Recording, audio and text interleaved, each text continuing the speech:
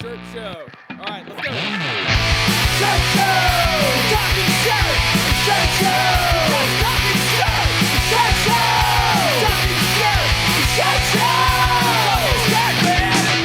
All right! Episode 163 of Shirt Show. We're talking with Chris and Kyle from Rawpine, Texas. Let's go! Hey, dude or daddy. Tell you what, something feels off. So we got to get it on. How do we do that? Dude, you're not kidding. My life has been a fucking shit show for the past week. So yeah, I'm hoping this is the start of a new era for me right now. Like right here and now with you. Okay, let's do that because can we make this the optimistic episode? We've already done that, but maybe we just need to do that like every single time. Okay, or something. You know, Mm-hmm. I know that's a lot to ask, but yeah, I'm missing whatever it is, out of sync. Mm-hmm. Yeah, so let's get in sync. Can we dock back up? Yeah. So it's like the orders are flowing like wine over here. It's absolutely bonkers, and it's fine. That's nice. I think that's, because normally July for us anyway, it's like the second slowest month. So I don't know. I don't know what's going on, but it's not that way. We'll take it. But all the power to you, man. I have all these projects I'm working on, and like I got to do this and I got to do that, but then chaos. Mm-hmm. So anyway, that's all. I don't mean to complain. I'm just explaining. All right. I'm happy to see you. I'm happy to see you too. You look great. You look a little bit red, like you got a sunburn. Yeah, sorry. Hold on. Let me see if I can change that. Is that better? Yeah.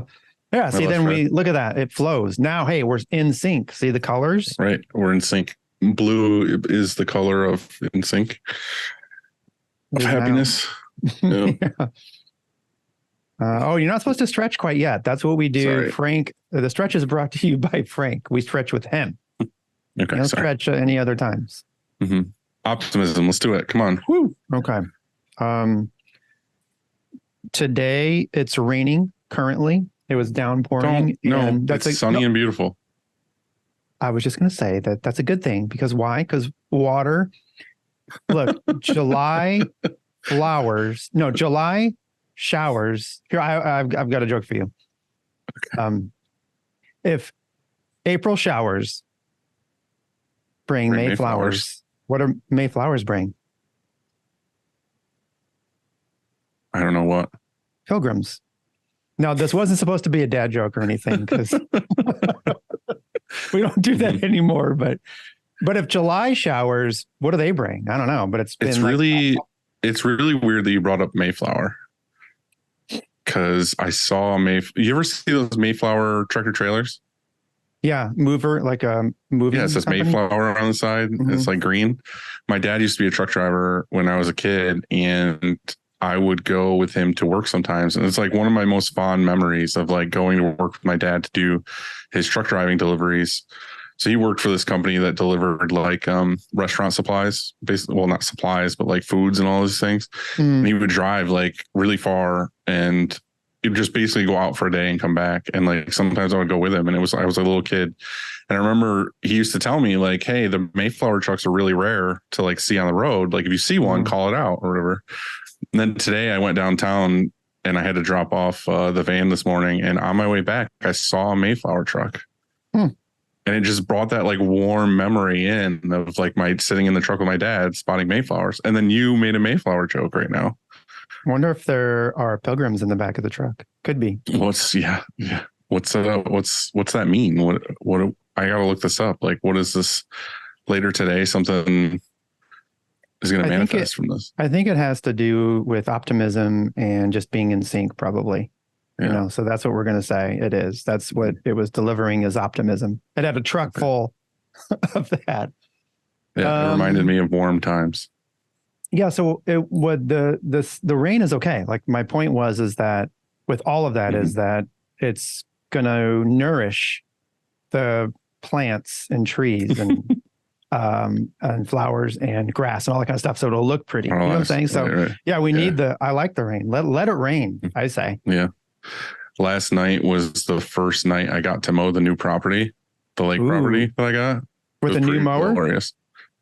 It was the mower from the house. So I stole the mower from the house. But it was good. It was a 2-hour mow. So not bad. What kind of blade do you have on that guy? What's it's the just a deck 40 size? It was just a 42, standard riding lawnmower. Okay. And this is going to sound fucking stupid, but again, I like mowing, and I had the option of buying a, 52 or 50 or something like that. And I was like, no, I don't want that because that's going to cut my mowing time down. I want the 42 so I can have the optimal amount of time. Yeah. And then also, I don't know if it's like a 0 turn 52 or whatever it would be. So I don't know if it would be good in your situation anyway. Yeah. I had those thoughts last night while I was mowing, because again, you have 2 hours to yourself to just think about stuff. And it was really cool to do the mow too, because without mowing, I went there and I kind of in my head was like, oh, this is where I would like to put the house. This is where I'd like to put the garage, all this stuff. But 2 hours on the property just gives you time to like plan and think stuff. And now I'm like, I kind of want to put the house over here and I want to do this and I want to like contact the park and see if I can cut these trees down so I have a better view of the lake and like all this other stuff. So it was nice. It was really like, honestly, like a beautiful fucking day yesterday and glorious mow, and it felt good. Yeah, I think you have to do that with a lot of things. You have to. So just spending some time there and walking around, you'll notice stuff like, oh, if I put the house right here, you could see the sunset better or something. Right. Exactly. I thought of you the whole time. I was like, Andy's gonna get so many glorious pictures from my deck. We were on a walk 2 nights ago, and you know how, I swear to God, I was like a hunter in my past life, like a really good one. Like that was my job, is like I went out hunter gatherer. I don't know what I gathered much. I just hunted. Like I went out, killed, and then brought it back, because we were on a walk and it was dusk, like tiny, like itsy bitsy 1% of light still left. And then way off in a distance, deer. I spotted it like 100 yards, like for sure. Right. I was like, deer. And then your mind did the calculations to, if you threw a spear at what angle due to the Earth's gravitational. Yeah. And then I like just instinctually went back for an arrow actually next. And I was like, what am I doing? Like, why am I?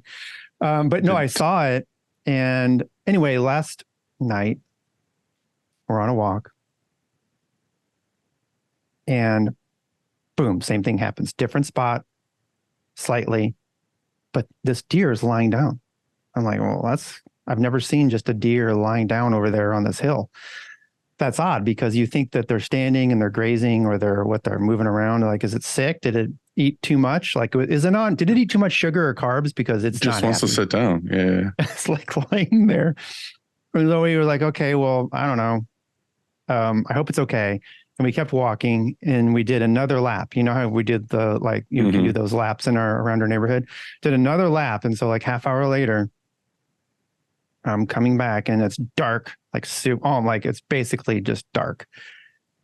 And so I look, as we approach, like I look up on that, we get to like 100 yards. I look up on that hill, like, was the deer going to be lying down there? And so I'm looking, trying to focus, and you can hardly see. And I'm like, I don't think I see it. I don't think I see it. And then all of a sudden, boom, it's right there, like 10 yards away from me. Cause all of a sudden it comes into sight, cause I'm looking over here. And then there it was right in front of my face. I'm like, I'm not a very good hunter. Like there it was just right there. It could have killed me.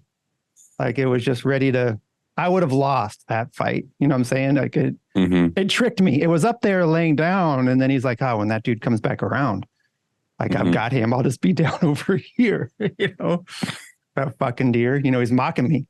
And then he just went Andy, like in Jurassic Park, where the fucking on the airplane. Yeah. So, but I lived. He was chill about it. He was like, it's cool. I'm just hungry. I'm just eating some stuff over here. Deer in the city or in the suburbs don't give a fuck. Like they don't care. Like people don't bother them. they're just like, whatever. Like, you're not going to shoot me here. Well, I don't know if anybody knows about Missouri, but we have a crazy deer population. There's deer everywhere. You know what I'm saying? Like there's and cicadas. Always. Yeah, those two. Yeah, it's so weird when we fly whenever we travel and then we come back in the summer anyway, and we hear that noise at night. It's like, oh, we're home, because it's, yeah, it's unique to certain spots. Sweet mm-hmm. sound. So I've been seeing some picking up and cleaning at the Kong. I saw Kyle pressure washing the floor. How's that working out? Well, we pressure Is that actually cleaning up the floor pretty well? Well, we pressure wash just like we brush our teeth 3 times a day here. We pressure wash in the morning, we pressure wash after lunch, and we pressure wash after dinner before we go to bed. Mm-hmm. And I don't know if I'm assuming everybody else does that, but we got this new attachment. I saw Kyle's idea, by the way, because he's like, dude, because we're sitting there with the normal wand, the normal spray it's just getting wand. Everywhere. Yeah, and it splatters a little, but if you, he said, hey, I think there's this attachment, for the Ryobi, because we have that little $99 electric Ryobi. Yeah, yep. He's like, I think there's this attachment, and he showed it to me on the phone. We were running to Home Depot anyway, me and Alex, to grab some stuff, some supplies, things like that. And they had one. And so I swooped it up and we tried it out. That was the first day we ever tried it. And it works, I would say that it doesn't work as well. It distributes the pressure to 3 nozzles. And so you kind of, so you're kind of, when you have just one nozzle, I think you probably are you more can like focused. Laser shit off the floor. Yeah. With the other thing, whatever, I think it distributes the power a little bit. And so it's not quite as strong, but that's okay. It still works really well. And it works for the situation that we wanted it to, like under the press. It wasn't splattering. It was taking up some stuff, like it was, nobody likes crawling under there and doing shit. And it's the worst. But if you have this thing, it was awesome. You know how many messages I got on that? Like, what the fuck is that? Like, where'd she go? Oh my God. Start selling them. Mm-hmm. So yeah, That's it's cool. pretty cool. Yeah, we're doing, like I said, we're pushing stuff under the bed, cleaning up the room. Mm-hmm. Great. I can appreciate that part of it. Yeah, we got I hung a chandelier. We had this chandelier here forever, and it used to be here. We took it down for some reason, and it sat in a corner for probably over a year. Like it has dust on it. Mm-hmm. Well, I was like, we had an electrician out here the other day running wires. Was that the one that was over by the heat presses? That one's still there. Are you talking about the Death Star? Like the star? Yeah, that's still there. Yeah. But we had another one that was like a candelabra, like you would put the light bulbs in it. You know what I'm talking about? Where you see the light bulbs. There's no shade. There's no like lampshade on it. Right. It's just exposed bulb. And so I was like, oh, why don't we hang it over Kyle's tape station? And it'll be like, it'll make it like an area, a special little thing. So we did. And then we put the bulbs in. They were like 60 watters or whatever, like incandescent, not LEDs or anything, just 60 watters. And we turned it on and the thing was like blinding, because there's no shade on it. Everybody's like, oh. And so like, oh, fuck, that's not going to work. And we unscrewed the bulbs. And then I went online. Put like little 20s in there, or 10s or something. Exactly. So I went online, found LED 1 watters that I guess, and when they're LED 1 watt, it acts like 4 or whatever. Mm-hmm. And they're almost like, like about the size of, what I'm talking about. And and they were orange, shirts are orange. And so I bought a dozen. They came, we screwed them in, and they are beautiful, like perfect. And it said on the bulb package, how the LEDs will say cost per year or annual cost. Like it 36 cents. Zero. That's what it says. I swear to fucking God. I swear to God. I almost have to come get this. Yeah, it says 0. I'm like, okay, well, these are great. Gotta put those all over the shop. Mm-hmm. So it doesn't, apparently they don't use electricity, which is really cool. They just light up somehow. Yeah. Yeah. Hey, when was the last time you took a car to like a repairman or something and got something fixed? Remember who you're talking to? You're talking I know to you don't do a goddamn thing. Well, for one, all my cars are under warranty. Right. That's I how know. Yeah. So That's why I I don't said know when's the last time. what do you mean fix? I don't know what that Okay. means. So I'm not going to argue with you because I'm the same way. Like I am not. I take it somewhere, they fix it, or it's under, again, my lease is under a thing where they just do it. I don't have to fuck with it. So that's why I was shocked this morning is I took the van to get the shop van. I took it to get new brakes and an inspection. Like, I think the last time I took stuff to somewhere to get fixed was years ago to like, the last time I got brakes put on a vehicle was forever ago. And I was like, oh, in my mind, I was thinking it's probably gonna be like $200, like whatever. Dude called me this morning. He's like, yeah, I got the new brakes on and I got we needed some rotors and whatever. And I was like, okay, cool. And he's like, yeah, I did an inspection. He's like, you can come get it, whenever today. I was like, all right. He's like, yeah, it'll be like $864. Ooh. I was like, what? What are these gold plated fucking brakes you put on here? Did you give it a new paint job? I know. I was like, Jesus Christ, is there a bunch of ladies waiting for me in the back when I get there? Like, did you? I guess my ride, like you pimped my ride. No, I think that's pretty common these days. But like I said, and he walked me through the prices, and I was like, I mean, that makes sense. Just Jesus. Here's the thing, and like I guess you're like me. Like I used to change my own oil, like when I was younger and stuff. Yeah, like, oh, let's change out the fucking oil. Cool. But I came to a point in my life where I know that I work here and I worked here very hard and I worked here like long fucking hours. And the last thing I'm going to do is like, oh, now I'm going to go home and work on my car. And I know some people that's fun, like they love working on cars and stuff. But I literally, when I buy my cars, it includes like oil changes. Like I don't even pay for that. You know what I mean? Yeah. Like I say, like the car I just recently bought until 50,000 miles, like all service work is included, all warranty work, nothing matters. Like I don't do anything. If the dummy light comes on and says, hey, dummy, it's time to change the oil or whatever, then I just drive to the dealership and then I say, here. Yeah. You say, get this done, peasant. No, I like those, like total respect for them. They're my people. But I don't know. I just give it to them. I don't want to mess with it. I think I was in the same, like on the line of the same thinking, because all growing up, it was like, you do your own shit, you whatever. And I think it got to the point where I had money, but I also was like, oh, I could do this. Like I could easily change the brakes or whatever. And I think I had to take the tire off or something. And I was using like a longer bar to get it done. And I think I slipped and like bashed my knuckle. I was immediately fucking put it back on. And I was like, nope, I'm not doing this anymore. Fuck this. Never again. Done. But I'm also the type of guy that if somebody's like on the side of the road, I would help them, probably get murdered. But, it's like a decoy, like, hey, my car's broken. And then you stop and then they rob you and kill you. But I want to help somebody. You know what I mean? It's sad that we have to live in a society where that occurs. Like you want to just help somebody like a good Samaritan, but then they just, they're in the back of the car and then all of a sudden you're in a basement getting raped. It's awful. Like exact order of what happens.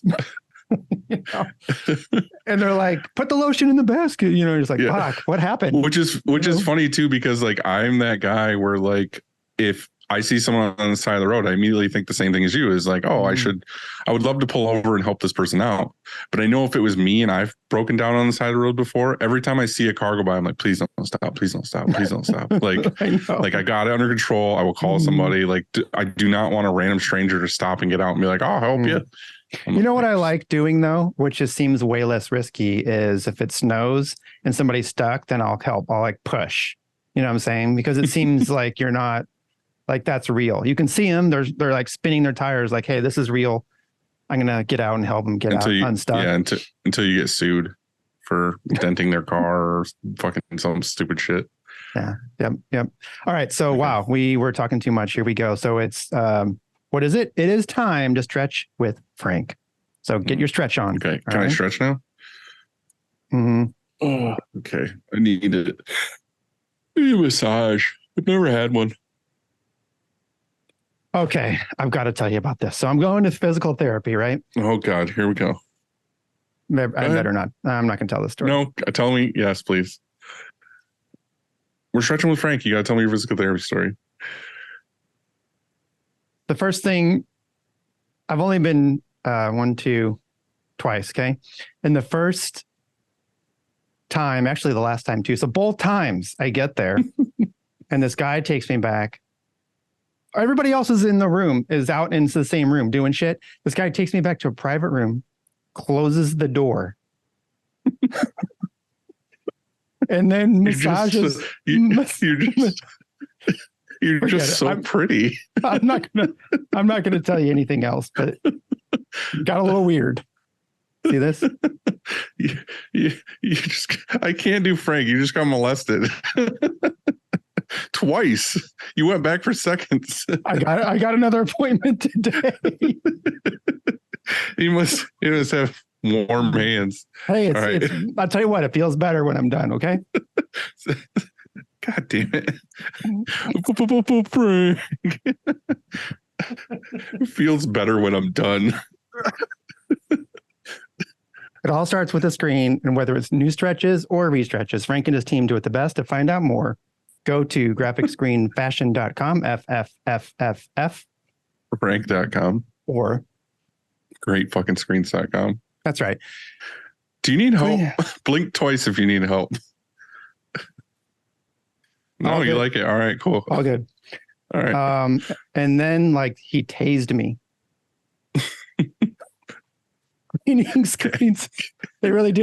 Have you ever had the electro patches put on you, and then they like, okay, tell me when this hurts, and then they just turn it up, and then you say, okay, it kind of hurts, and they turn up one more. All right, cleaning screens is no fun, but Easyway makes it funner. Their line of eco-friendly chemicals will make reclaiming screens a whole lot easier. Check them out at easyway.com. Easyway. It's the easiest way. If you or your art department could use some love, then you need to go to 1-900-HOTStuff.com and get in touch with Nick or Lucas. Nick or Lucas. At Graphic Source and let them run your business. I said that one time before. And let them run your business. Let them run your entire business. Yeah, fuck it. Okay. Look, here's the thing. Choosing the right emulsion for your shop is complicated, and that's why we love Chromaline. Go to chromaline.com to watch Kev's vids or contact him on Instagram at the Emulsion Guru and get the answers you need. And hell yeah, brother. And want. Last, but definitely not least, if you're not using DTF or screen print transfers in your shop, then you are a fucking moron. That's right. We have partnered with Howard Custom Transfers to get you the transfer you need fast. Check them out at howardct.com and also at our summer camp. Yes. I have to give a shout out to Candy.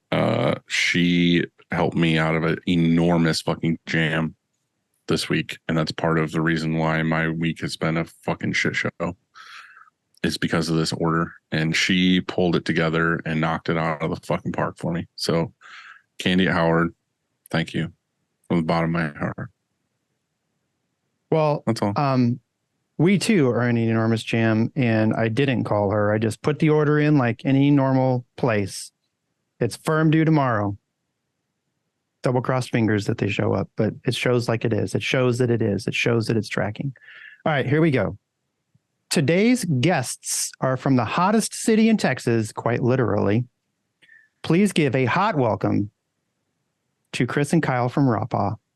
It's like they warmed up and came in. What's up, dudes? How are you? Doing good. How y'all doing? We're both sad at life, but we decided it's going to be an optimistic, fun episode regardless. So you guys got to, bring the jams and the joy. Sad at life. What's the big thing there? Don't bring it up. Okay. We don't want to talk about it. I don't know if sad at life is the right description, more like just out of sync, but we are all of a sudden, I felt like this pregame was in sync. So I think we're back. Yeah. The pregame lifted my joy. Like I'm good.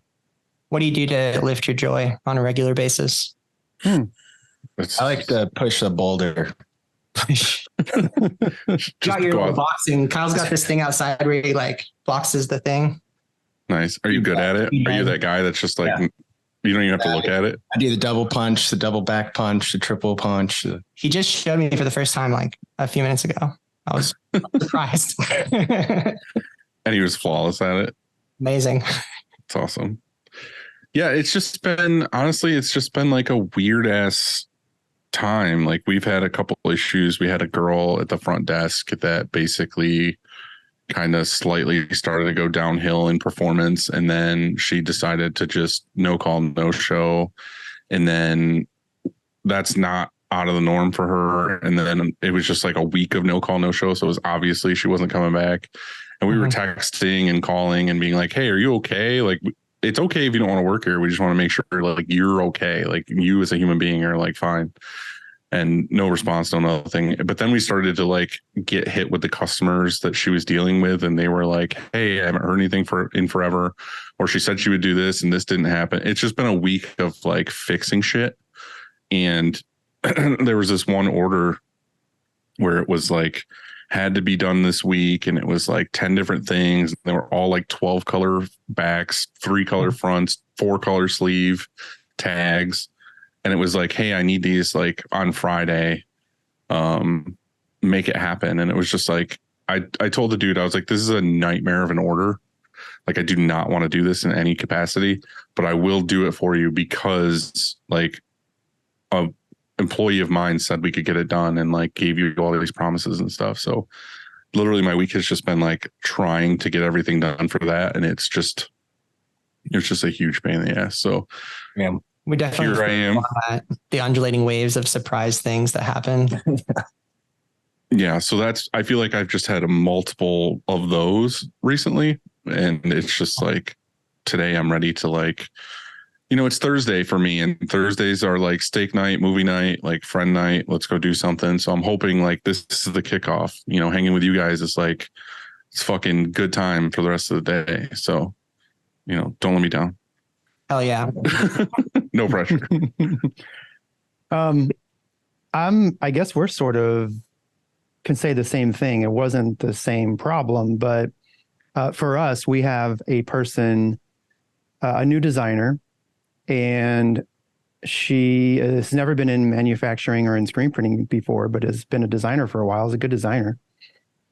But so I have a question. How long do you think it takes a designer to learn the ropes, just so that they know? I'll give you like maybe 3 examples, because we're pretty good at training in. She shadows it, not she, but whoever it is, whatever designer, they shadow it first. Mm-hmm. And then they start doing art on their own, but everything is checked before it's sent off. And then they start sepping on their own, but everything is checked.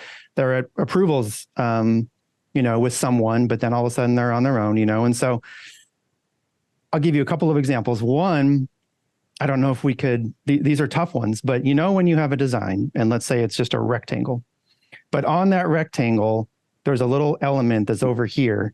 Yeah, and I know it's exactly about where 2 you're going with inches. this. And so on the artboard, we're like, okay, well, I'm going to center this design, right? But the rectangle then is not centered. Yeah, and so like 100 million%. And there's of course like that center and then like optical center. And it's yes. So that shit drives me fucking crazy. But seriously, here's my thing. Like, there's a lot of those instances, until you've done that, until you've been a designer and said, oh, like I should have centered it to the rectangle and not so until you've gone through those motions, made that mistake, I should say. And then it's like in your head, you're like, oh shit, like I messed up. How long do you think? Is it a year before, you get all these outlying weird issues that happen with screen printing? Or is it 2 years? I mean, because, like it's, she's been here about, it's coming up on maybe 6 weeks, almost 2 months.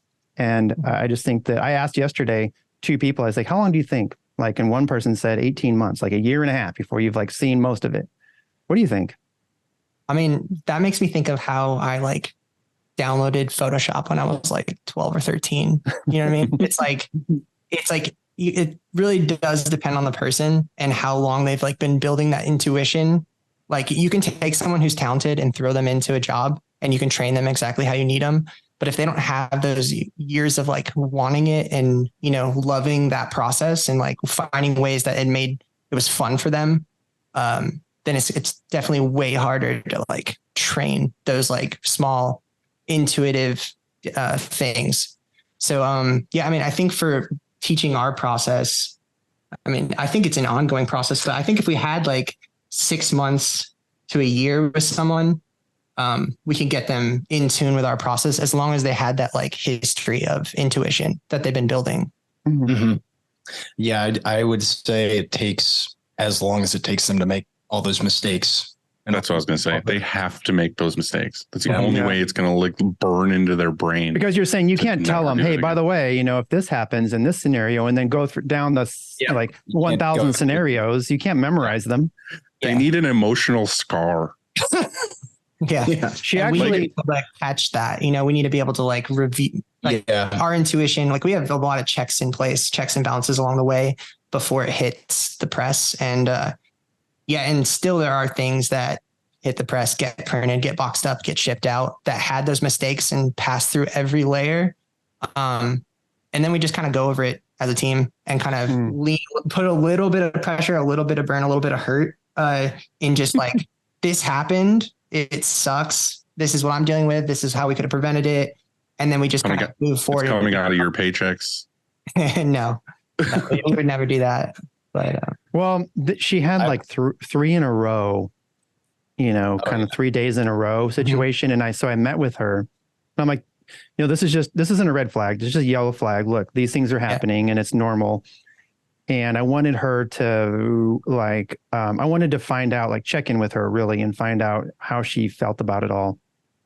Because, and what she told me is she's like, you know, I'm living in a little bit of fear, like right now, every day of when I send like a drop SEPs somewhere, like to the screen room of how it's going to work out in the end, because she has experience. You're talking about experience. I think she's been designing for quite some time, but she's never been in manufacturing. Like this is manufacturing. She's in a manufacturing environment. You know, before, if let's say you're a designer and you come up with this marketing material and it's going to email blast to people. Yeah, that's expensive if it's wrong, but not quite the same thing as printing, you know, 400 shirts wrong or something. And so I don't know, maybe, you know, previously it's maybe, I don't know if it's less stress. I don't know how to explain it, but, you know, now she's like, you know, I think she's like game on and she's really focused and understands that a mistake is very expensive, you know, in a different scale, I guess. Yeah. A big thing I've been trying to do that doesn't come naturally to me over the last, I don't know, year and a half is I would used to, if someone made a mistake, I would quietly fix it. Or I'd say, wait till they leave. Yeah. There's no way they're going to get all these things. I don't want to be too hard on everyone. I'll fix it.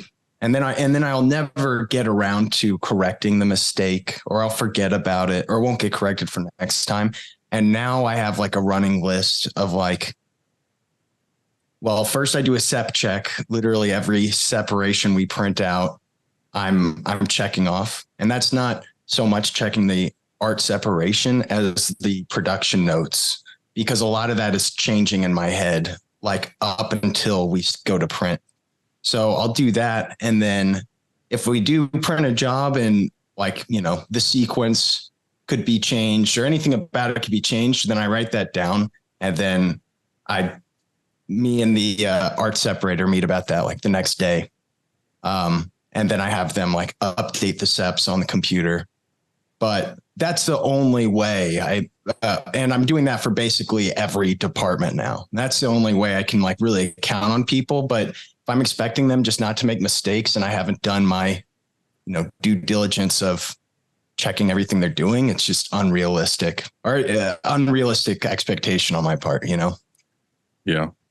I think one thing that I've learned, especially from doing this show and talking to, you know, all these people about whatever, is that anytime there's an issue at the shop, like, you know, HR or just the way things are run or whatever, like they come to me with like, well, so-and-so's doing this and this is fucked up or this is happening here. And then the gut response is to be like, well, all right, well, I need to like yell at this person for this or talk to this person about this or whatever. But really is I've reflected now from talking to all these people that in reality, most of the issue is me. Like I didn't properly train them on that. You know what I mean? Or I didn't set the expectation.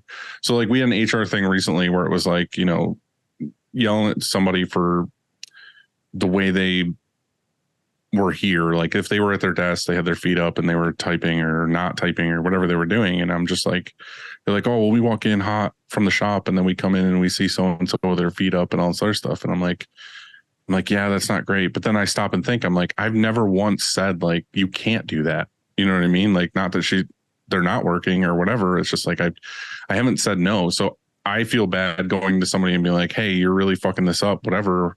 When in reality, it's like, I never said that you can't do that. So with a lot of things here now, I'm looking at, did I have a process for this? Was it written down? Was it something they know that to do and not to do or something before I jump the gun and say, hey, you know, you really messed this up. So it definitely takes like an inhuman amount of communication to keep things level. Yeah. And just in life and society and business, you know, it's like careful communication. Communication is a complex skill. Yeah. Like I'm learning after all these years, and it's been in this business now for fucking, I don't know, 17 years, 16 years, whatever. And it's like, I'm learning now that like, and I think I've said this, my level of, common sense is not someone else's common sense. Like when I think, oh yeah, obviously you would do it that way. Like, the other person is not thinking the same thing, or they have completely different motivations than you because you're a shop owner. So it's like you're all in. I need to figure all this out, and it's like your passion and you're at a job. So now my new mode with like anytime we hire somebody new or we do anything is I'm like overly writing things down or documenting how it's done or what's what, because then it's like every expectation is like literally documented and you signed off on it. And if you have to refer back to it, it's there. And then there's the whole thinking of like the Scott from King Screen, like, you know, QR codes, everything, making simple videos on how to do everything. It's like, that's burned in my mind now of like every press and every situation should have all the information on how to do the maintenance, how to, you know, print this basic plastisol, how to just everything should be documented somewhere to where if there's any question of any kind, it's there for them to refer to. I think we're like in the process of getting our likenesses digitized and turned into AI. And then we just have screens at every station where it's like, you have a question along the way, you just ask us, you know? It just says kill all humans every time. Yeah. Yeah. I like the idea of, so you're right. Communication is incredibly challenging and it can be interpreted in so many different ways. And so I think I have the answer, and I've started just communicating in memes with people for the most part. And I think that's as a society that it's going to go just to that. Like you just send somebody like a little GIF of like maybe an expression of somebody, and you're like, oh, I get it. You know, like I just need to see your facial expression. Now I understand. And so I don't know. I like the idea of what you're doing too with the AI. And so are you saying that it's actually like Chat GPT answering the question, or you? No, I'm just joking about that. I know, but like we should just do that though. We should just that could be a thing. That's real. Like I think people are. I just saw something in our text group that they said, "Hey, I had Chat GPT write me a response to my customers about UPS, the UPS strike," and it was pretty good. Did you see that one, Dylan? I did. Yeah. I don't know. Like we can just literally do those type of things now. It's definitely a complicated, polarizing topic. Yeah. Sorry to just throw that in there. What do you guys think about the UPS thing? What do we think? I haven't read too much into it, but apparently they're supposed to strike. What the rumor I'm seeing is August 1st. Our driver told us yesterday. He was like, "Hey, just so you know, I'm going on strike August 1st." And really? Yeah. Oh, I didn't even tell you that, but You're learning it here first. Look at the look on his face. Like, fuck. One of our employees is really into the news. And he told me about the UPS strike like a week ago. And I was like, well, I remember hope the that doesn't UPS driver a few years back saying that like they had that they had to decide between better pay or AC in their car, and they chose better pay. So they pulled the AC out of their car. And right now in Texas, in Austin, where we are, it feels like 106 outside when you're just standing outside. So I bet in one of those trucks, and then you're carrying boxes all day. Yeah. I mean, Just lugging. so I mean, from like Luckily, their outfits are brown. Just all that swamp ass all day long. Yeah, from a worker's perspective, I mean, I feel like if you're profiting, I don't know what UPS's profit is, but they know it, and if they're profiting enough, they should get AC in their truck. We have like, AC in our shop. Yeah, I mean, we're not like, UPS. Yeah, and that's definitely going to affect like the industry. But you know, if this is their time to make that move and they want to get either better pay or AC in their truck, like go for it. Yeah, I hope it happens quick. We were talking about it yesterday, and I think that now's the time to do it. I mean, we're slower, so like now's the time to do it. If they're going to do it, like I'd rather have them do it now than if I was like slammed with orders and I was like, oh my God, how am I going to get these out with no UPS? I think this is the thing you have to consider though, is that if let's say the strike goes for just 2 weeks, my hunch is that it probably takes them nearly the rest of the year to even catch up. Because can you imagine the backlog of boxes 2 weeks is, like what that looks like, and then just to try and catch up with that? And how do you do that? Because they already are working late. They're already on Saturdays. They're already doing all of those things. When do you actually catch up? So I think that probably lasts the rest of the year, because then all of a sudden there's Christmas and everything else. And so, I mean, dude, I would Amazon say alone. Yeah. Yeah. I mean, there's no question in my mind that it's going to be a logistical challenge that we're going to have to overcome. But I think when it comes down to like the fabric of society, like how workers exist in it, I'm definitely on the side of workers improving their conditions and like living a more like equitable life, rather than just like, you know, that temporary discomfort and disorganization. And that's going to cause us. I obviously want to be comfortable, and I want to run a smooth business, but not at the expense of like other people struggling. I think that's sort of like the core of why we started a business in the first place. It's like that we had like an angst for society, maybe even a naive angst, young of age. And that's kind of grown into like, all right, how can we run an ethical business and gradually take steps to improve it? Yeah. Like it started with us not wanting a real job.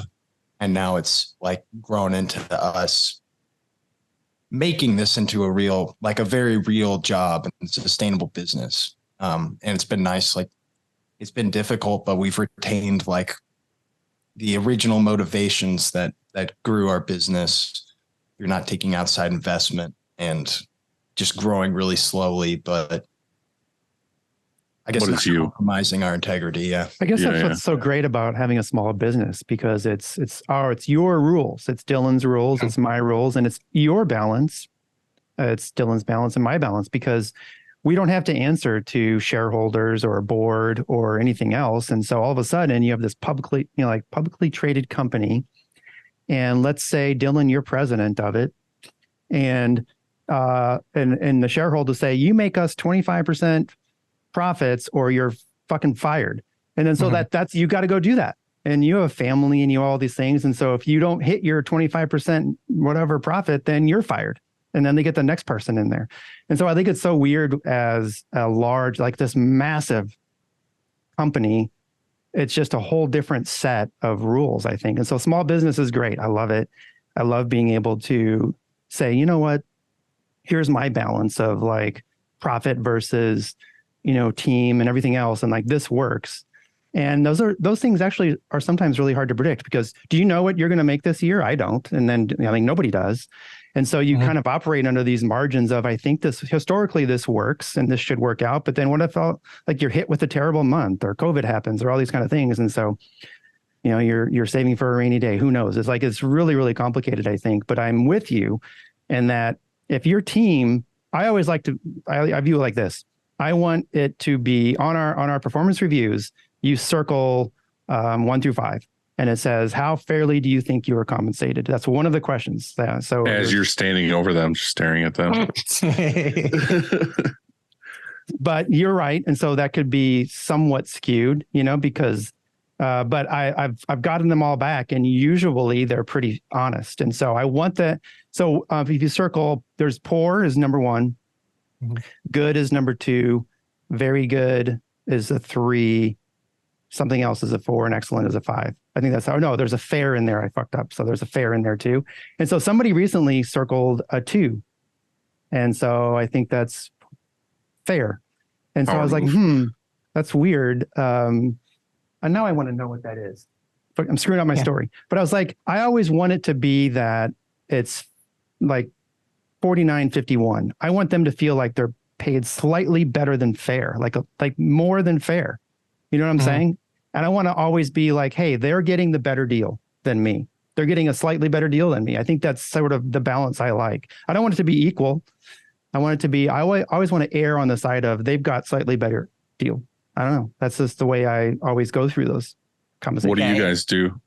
Well, one thing I want to say is like a trip I've been on recently is like, so we came out of the art scene, music scene in Austin. So a lot of my friends from that are like, sort of like, let's say punk ethos. And I think what's really interesting about the punk ethos is like the DIY. It's like, do it yourself, do it as cheap as possible. Like, let's make a zine for like $1 and staple it ourselves and like ship it out. And then when it comes to like how that punk ethos applies to running a business, like the position we're in where, we have 10 employees that are working with us, and it's like cheap as possible is no longer sort of like the punk ethos. Do you know what I mean? Because it's like, I feel like, yeah, it's like, where are you sourcing your goods from? Where are you sourcing your ink from? Right. You should be paying for labor. It's like this really interesting flip between DIY punk culture and running a business, and how you have a business be like conscious capitalism, use like a buzzword or something like that. Yeah, that makes a lot of sense. I just don't know how far do you take that? Like how far do you like in my business, I've tried to do that. I kind of grew up that way of like everything was DIY and everything. Me and Andy were just talking about this before we came on of like, we used to do everything for ourselves and whatever. And then we get to a point where we realize like, our time and where's my time best spent kind of thing. And then with the business, I try to always do that like DIY stuff. And then I also try to do as much like eco-conscious stuff as possible. But like, I just don't know where it stops or where it makes sense and doesn't make sense, and where your own ethics and stuff come into play. What did you guys do with like growing and getting employees and all this other stuff that was did you do anything a little bit different? You said you kind of had a way of doing things. Do you have like your employees do have like a certain pay, or what's going on with that? I think from this, we start everyone at 16. no, it's plus. like 1850 now. Yeah. Like when we initially started everyone at 16, 15, 16. And now everyone's pay is just gradually being bumped up. I think initially we were mainly doing calls for creative people like ourselves to be in business. And now it's more like specialized now that we know what we're doing, and we're more laser focused on, we're a screen printing shop, we're manufacturing, like we're looking more for people that are like more motivated to do that than to be like an artist. So I'd say in that way it's changed. But I mean, we're paying our employees like more than I was ever paid, like by a large margin, to work in a screen printing shop. And I think that's only fair. Like I grew up $11-12 an hour working in a screen printing shop with no AC. And I don't know how you expect to get good results from your employees that way. Are you finding better results from hiring people with specific backgrounds instead of just people who are into the arts?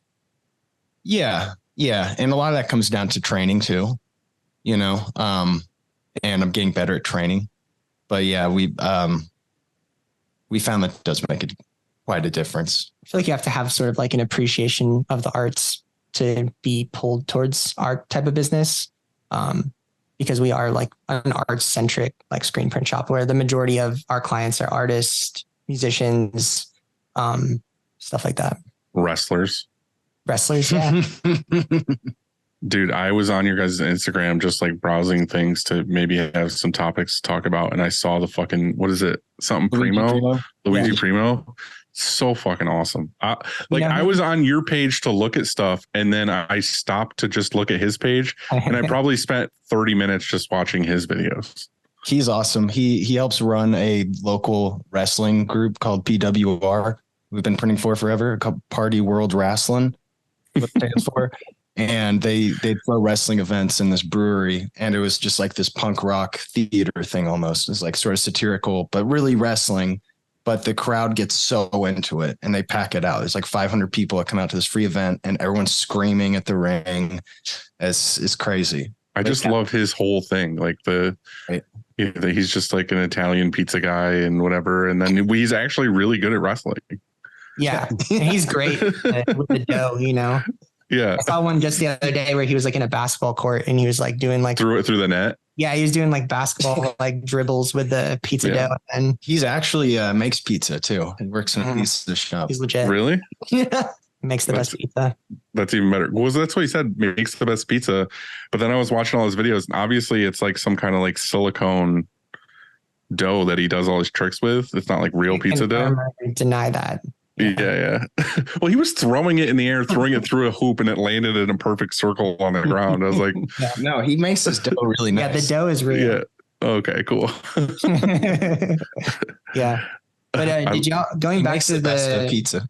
Going back to the labor thing, did y'all notice last couple of years, like, or did you feel like a need to push or increase payroll based on like nonstop inflation and ideas like that going through? And I feel like it's every couple months. It's like up. Mm-hmm.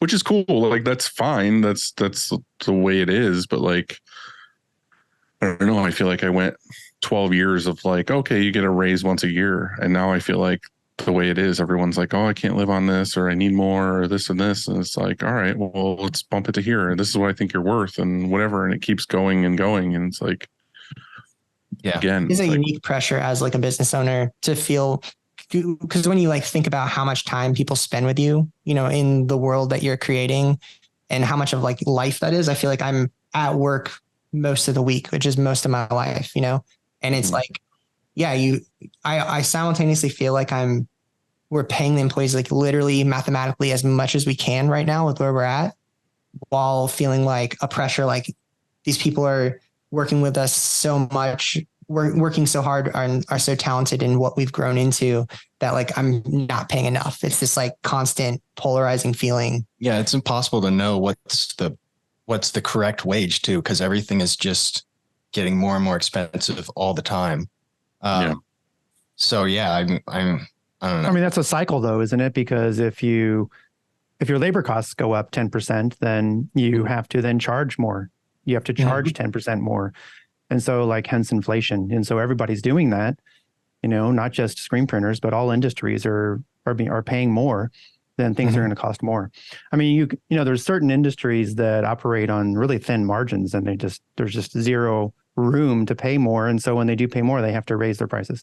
And I think that before we get on to like your origin story, my last thought, I think on the labor thing is that I've always wanted to, in my town, I wanted to pay the best because I wanted to be the best. And so we want to have the best talent here. We don't want them going anywhere else.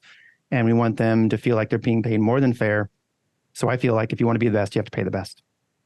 Yeah. Nice. Or you're just going to pay in a separate way through training people over and over again, having a high turnover. That's true.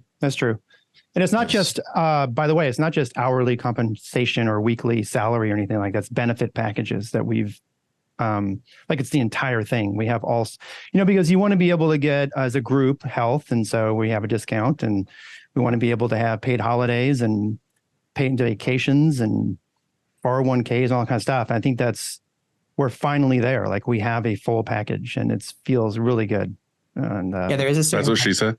there's a certain like lifestyle, like inflation that happens as you get older. Cause I mean, we started doing this business together when we were like 20, 21. Mm-hmm. And at that time we didn't have much money. So like, it was like, but as we've gotten older and as the crew gets older, there's just like more needs in life, just in reality. People start having kids and families and mortgages and fucking car payments and everything else. And you're like, oh, this isn't just me giving you food for ramen anymore. It's like, and beer money. It's like real life shit. My wife just had a baby like 4 months ago. Hey, congratulations. Congrats. Thank you. So we've been going through that. Future screen printer. Then you don't have to pay them anything for a while. Like you can just give them say like an Xbox game or something, and then they're good to go. That's what happened for me anyway. And by the way, I have got. You have what? One game a quarter. I don't know. That's pretty generous. Maybe one game a quarter. You know. I think my son buys a new game every week. He just gets on the monthly subscriptions where he just has Game Pass and he can get unlimited whatever the hell he wants. Nice. So let's hear about you guys. Like how did you get into it? How did you form? Why did you partner?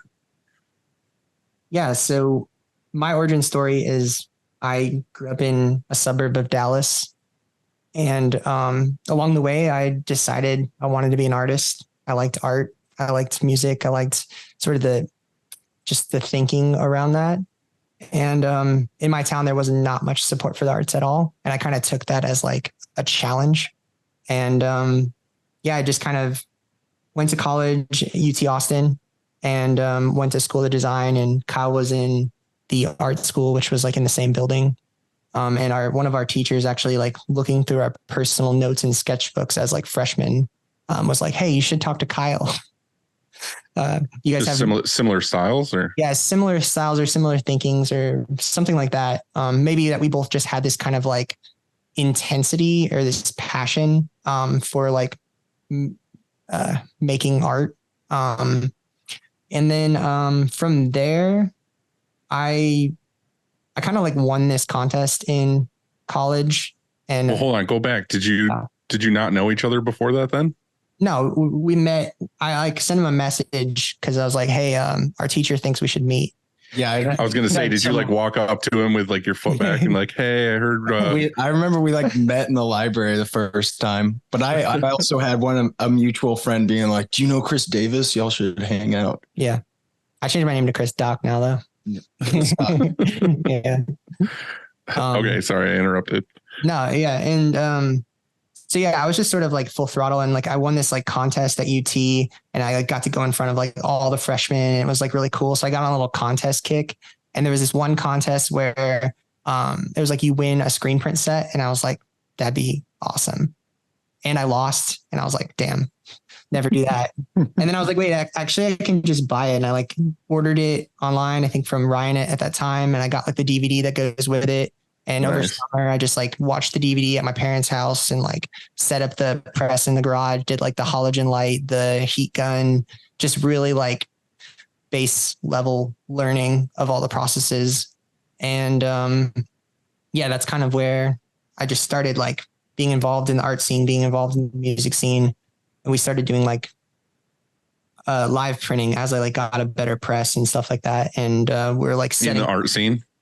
Yeah, the art and music scene in Austin, which was just like really exciting.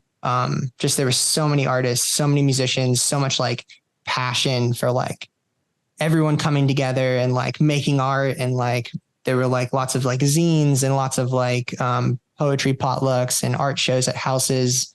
And I started doing art shows at the house I was running in college, and Kyle was doing art shows at the co-op he was living in. And like one thing led to another, and we kind of just had this like creative scene and this creative like movement, it felt like, in Austin. And it just kind of like started snowballing into like just hundreds of people to like 500 people to like 1,000+ people would come to our shows.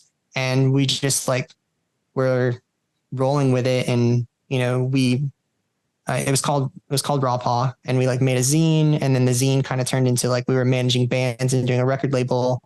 And then that turned into like, we were trying like a newspaper or like just really trying to figure out like, hey, what can we do to like make a business or to make an impact as an artist? And I think the thing that just kind of through and through stuck with it was printing t-shirts and people buying t-shirts. That was like the one thing where I was like, we could do all these other things, but it wasn't like making us money or like satisfying the costs and but t-shirts were just like working. And Kyle kind of has a different origin story, starting with like growing up in Austin. Mm-hmm. So my high school art teacher, really cool guy, sort of local artist who did illustration for different restaurants and big things here. He had tenure at the school, and there was a classroom next to his art class that I guess wasn't being used. And he eventually just took that over and turned it into like an advanced screen printing studio.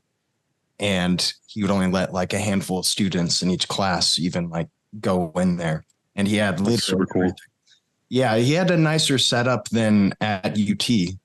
Like it was comparable, but it was all nicer and newer. And like, he had a desktop Mac with Photoshop for doing steps. He had a large scale like film printer, like I want to say 24-inch roll or something. Like we were doing like nice posters of like custom built vacuum tables and drying racks and a whole fucking dark room, like a nice dark room.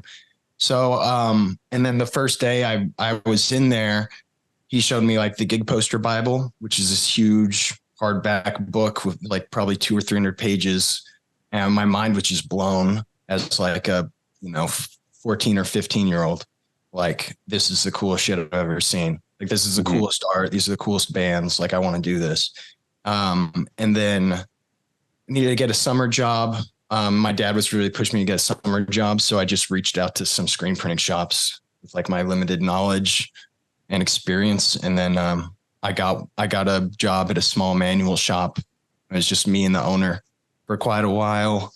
And then I worked there part-time in like the summer and stuff. I'd work there in the summers when I wasn't going to school. Then eventually went to UT. Chris and I met. I was, screen printing a bunch in the art studio there. Gradually got a job at another screen printing shop. And then after school, during school, our printing together almost became like the forefront of both of our focus, as opposed to kind of like this daycare like experience of going to art school or design school. It was were you doing flat stock or were you doing apparel? Oh yeah. Yeah. Mainly flat stock. But then at the jobs, it was all apparel. Okay. I was learning both, but I was printing flat stock, like in all my spare time pretty much, and staying up all night. But yeah, we were like gradually doing more and more work outside of school. And then we were like, what are we even doing in school? Like, this is stupid. And I think just having that success early on and like, oh, this thing that we're doing together is really taking off. It kind of like really motivated us to keep the course. And then we graduated in 2013, and that's when we took our shop full time. It's like later that year. Yeah, we basically had like more or less like no money, and we were like, hey, let's find a house that has a garage.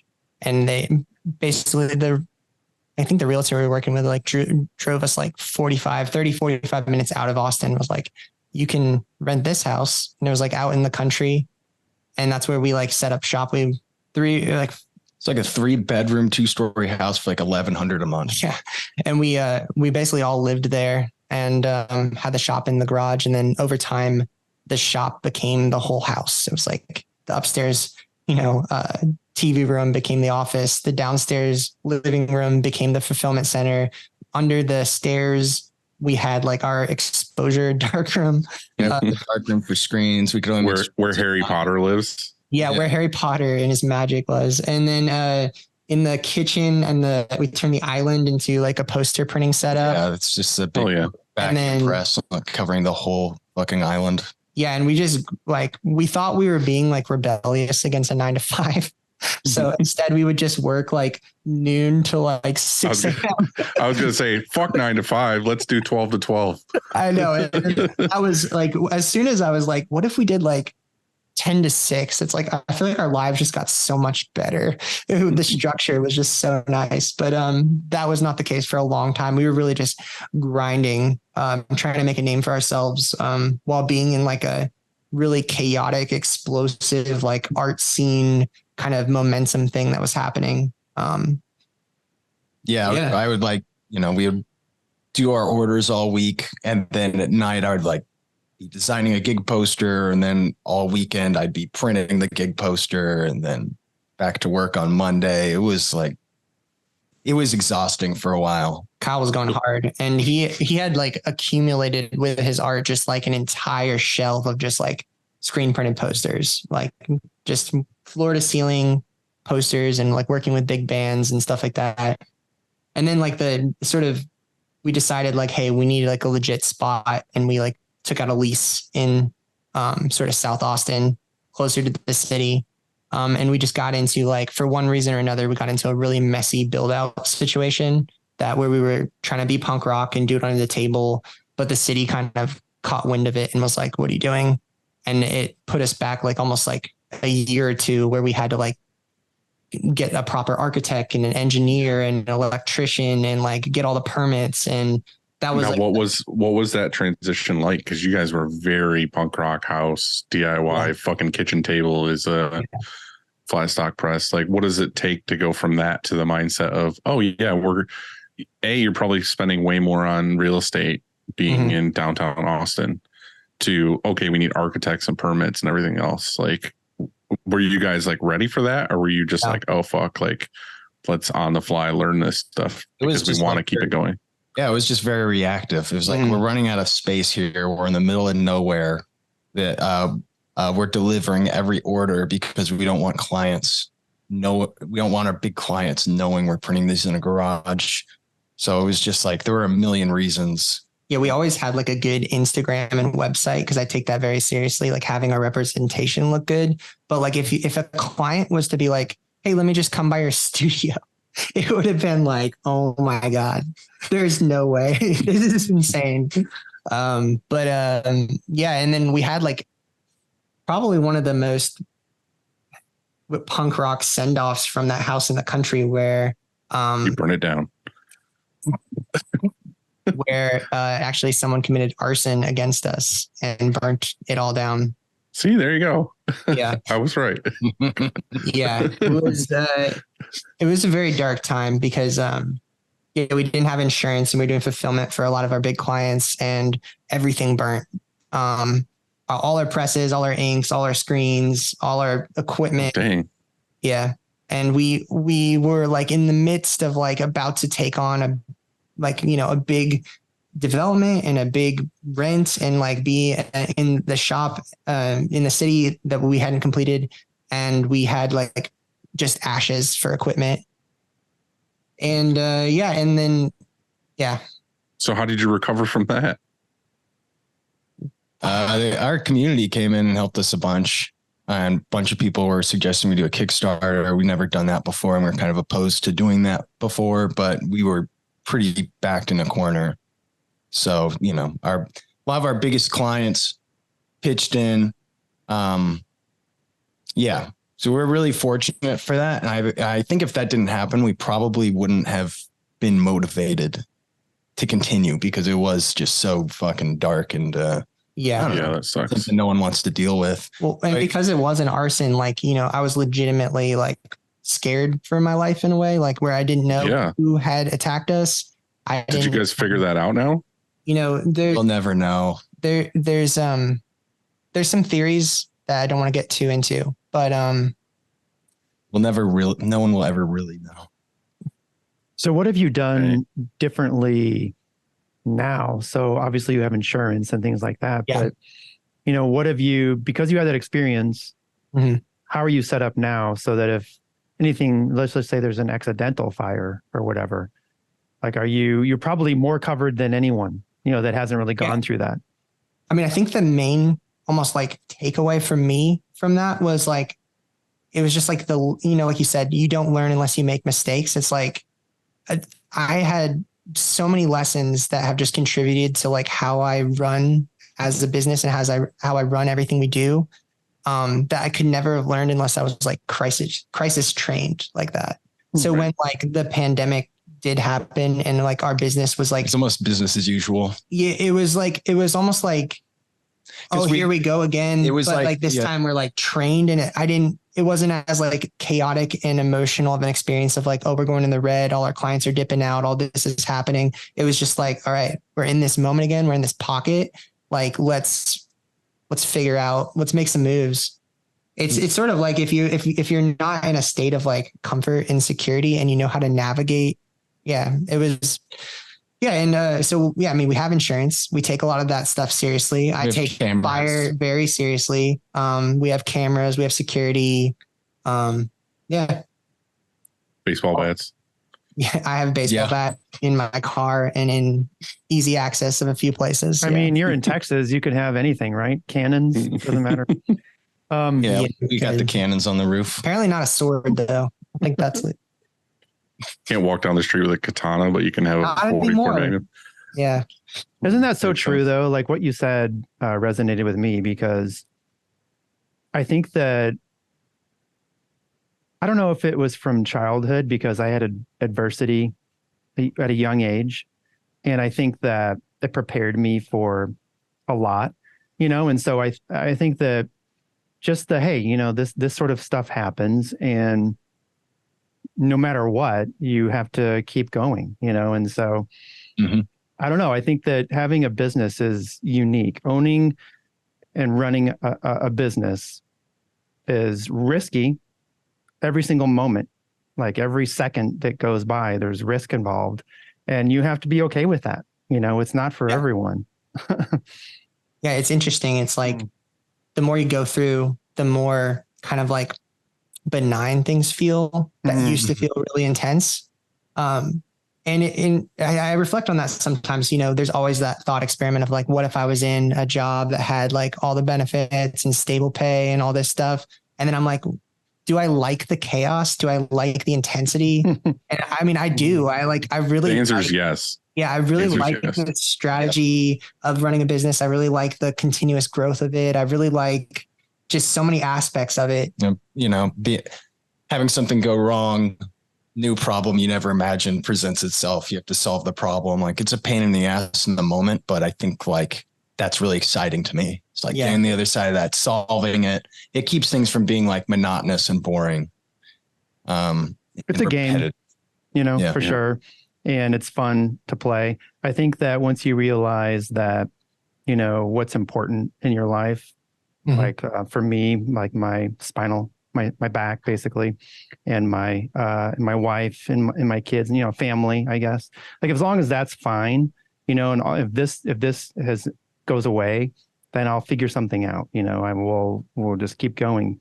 But it really is interesting, isn't it? I don't know. Like, it takes a while though. At first it is like you explained, at first the little things were giant, I would make mountains out of little things, and it would affect me so much, like to my core, stuff that went on here.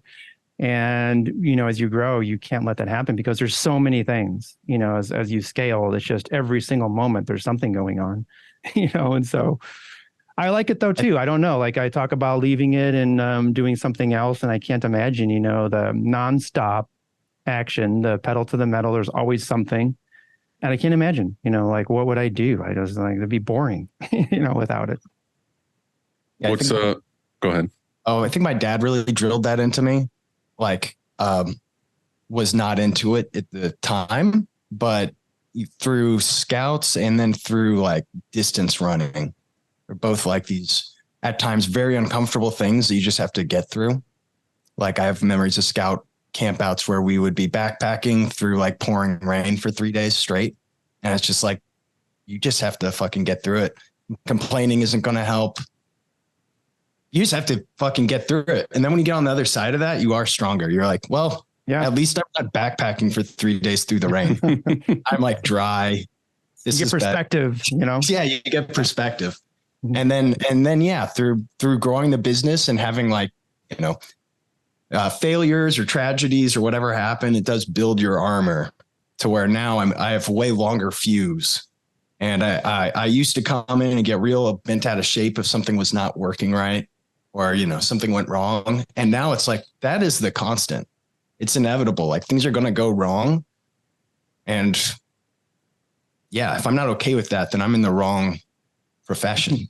Well, it's like, I got to imagine like the fabric of those problems just exist in everything. Like I sort of imagine that there's just trade-offs. You know what I mean? Like what you might have, the struggles that you might have in this, you could just trade them off for different struggles.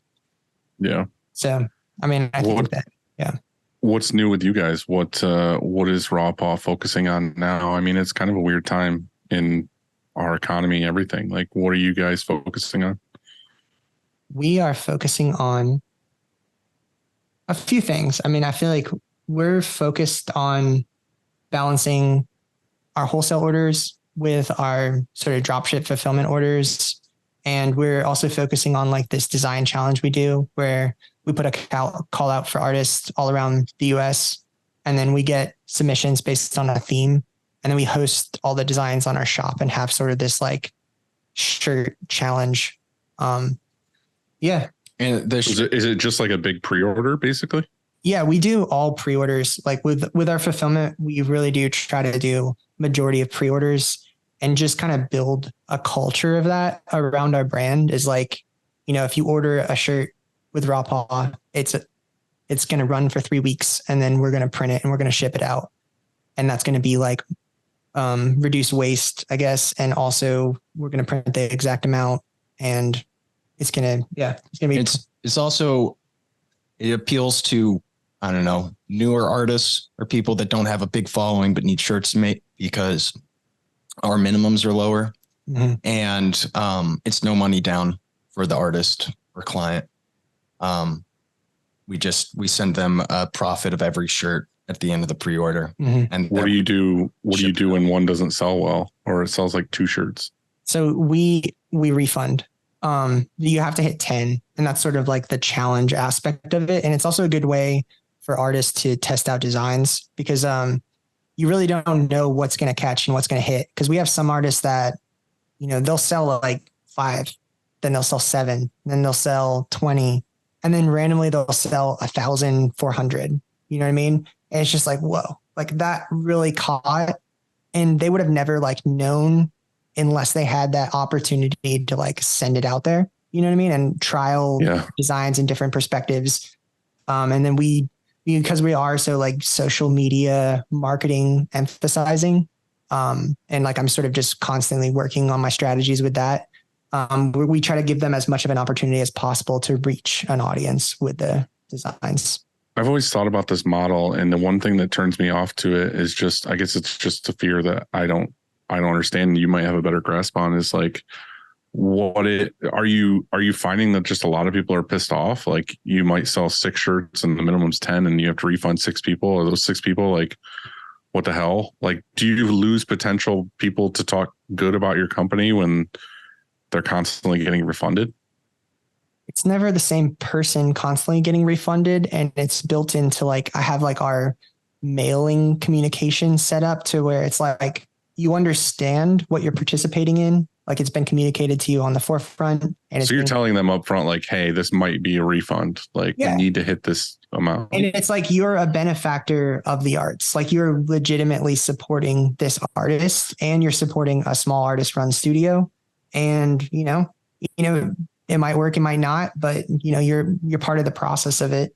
There are times when we'll like make a judgment call where, they don't sell 10 shirts, but they might sell 5. And we're like, well, we see a lot of future potential in this client and we'll just print it. Yeah. It is interesting. Couldn't you DTF? Like we were going to ask you about that. Yeah. We've really explored DTF and I just can't get around. I feel like so much of why I think our stuff is good is because we print it so nice. Like if it's under 50, we're doing water-based printing, either discharging or water-based. And if it's at 50, we're doing it on the auto. with a plastisol. Well, it kind of depends. Yeah.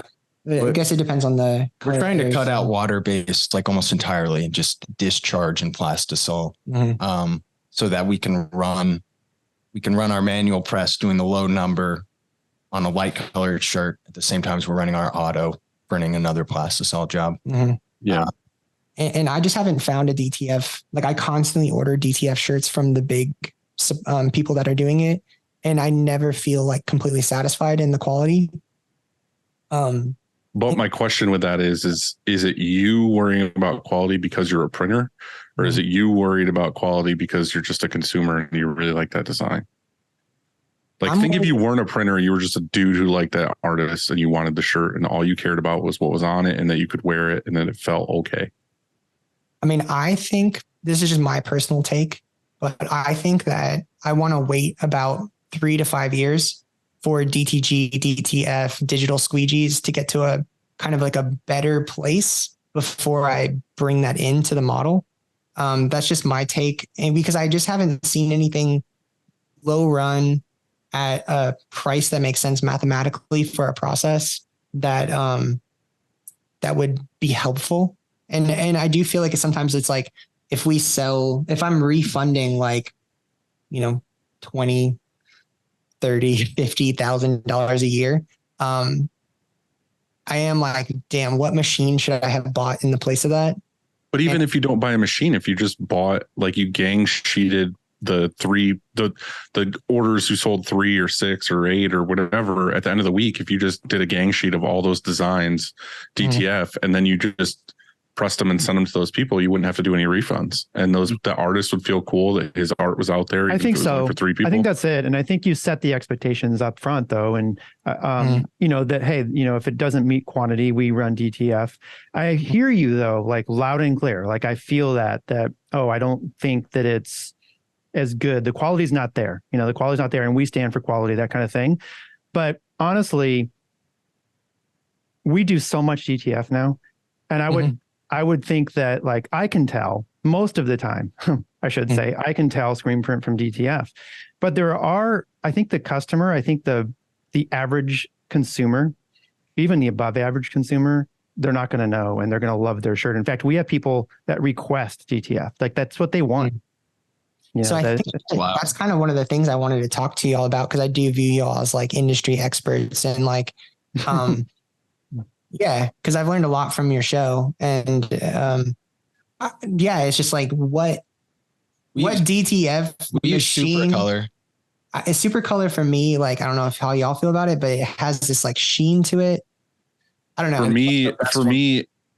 For me, it's all in the post press. Like you could use anybody's DTF. You can use the hybrids, whatever it is they're doing.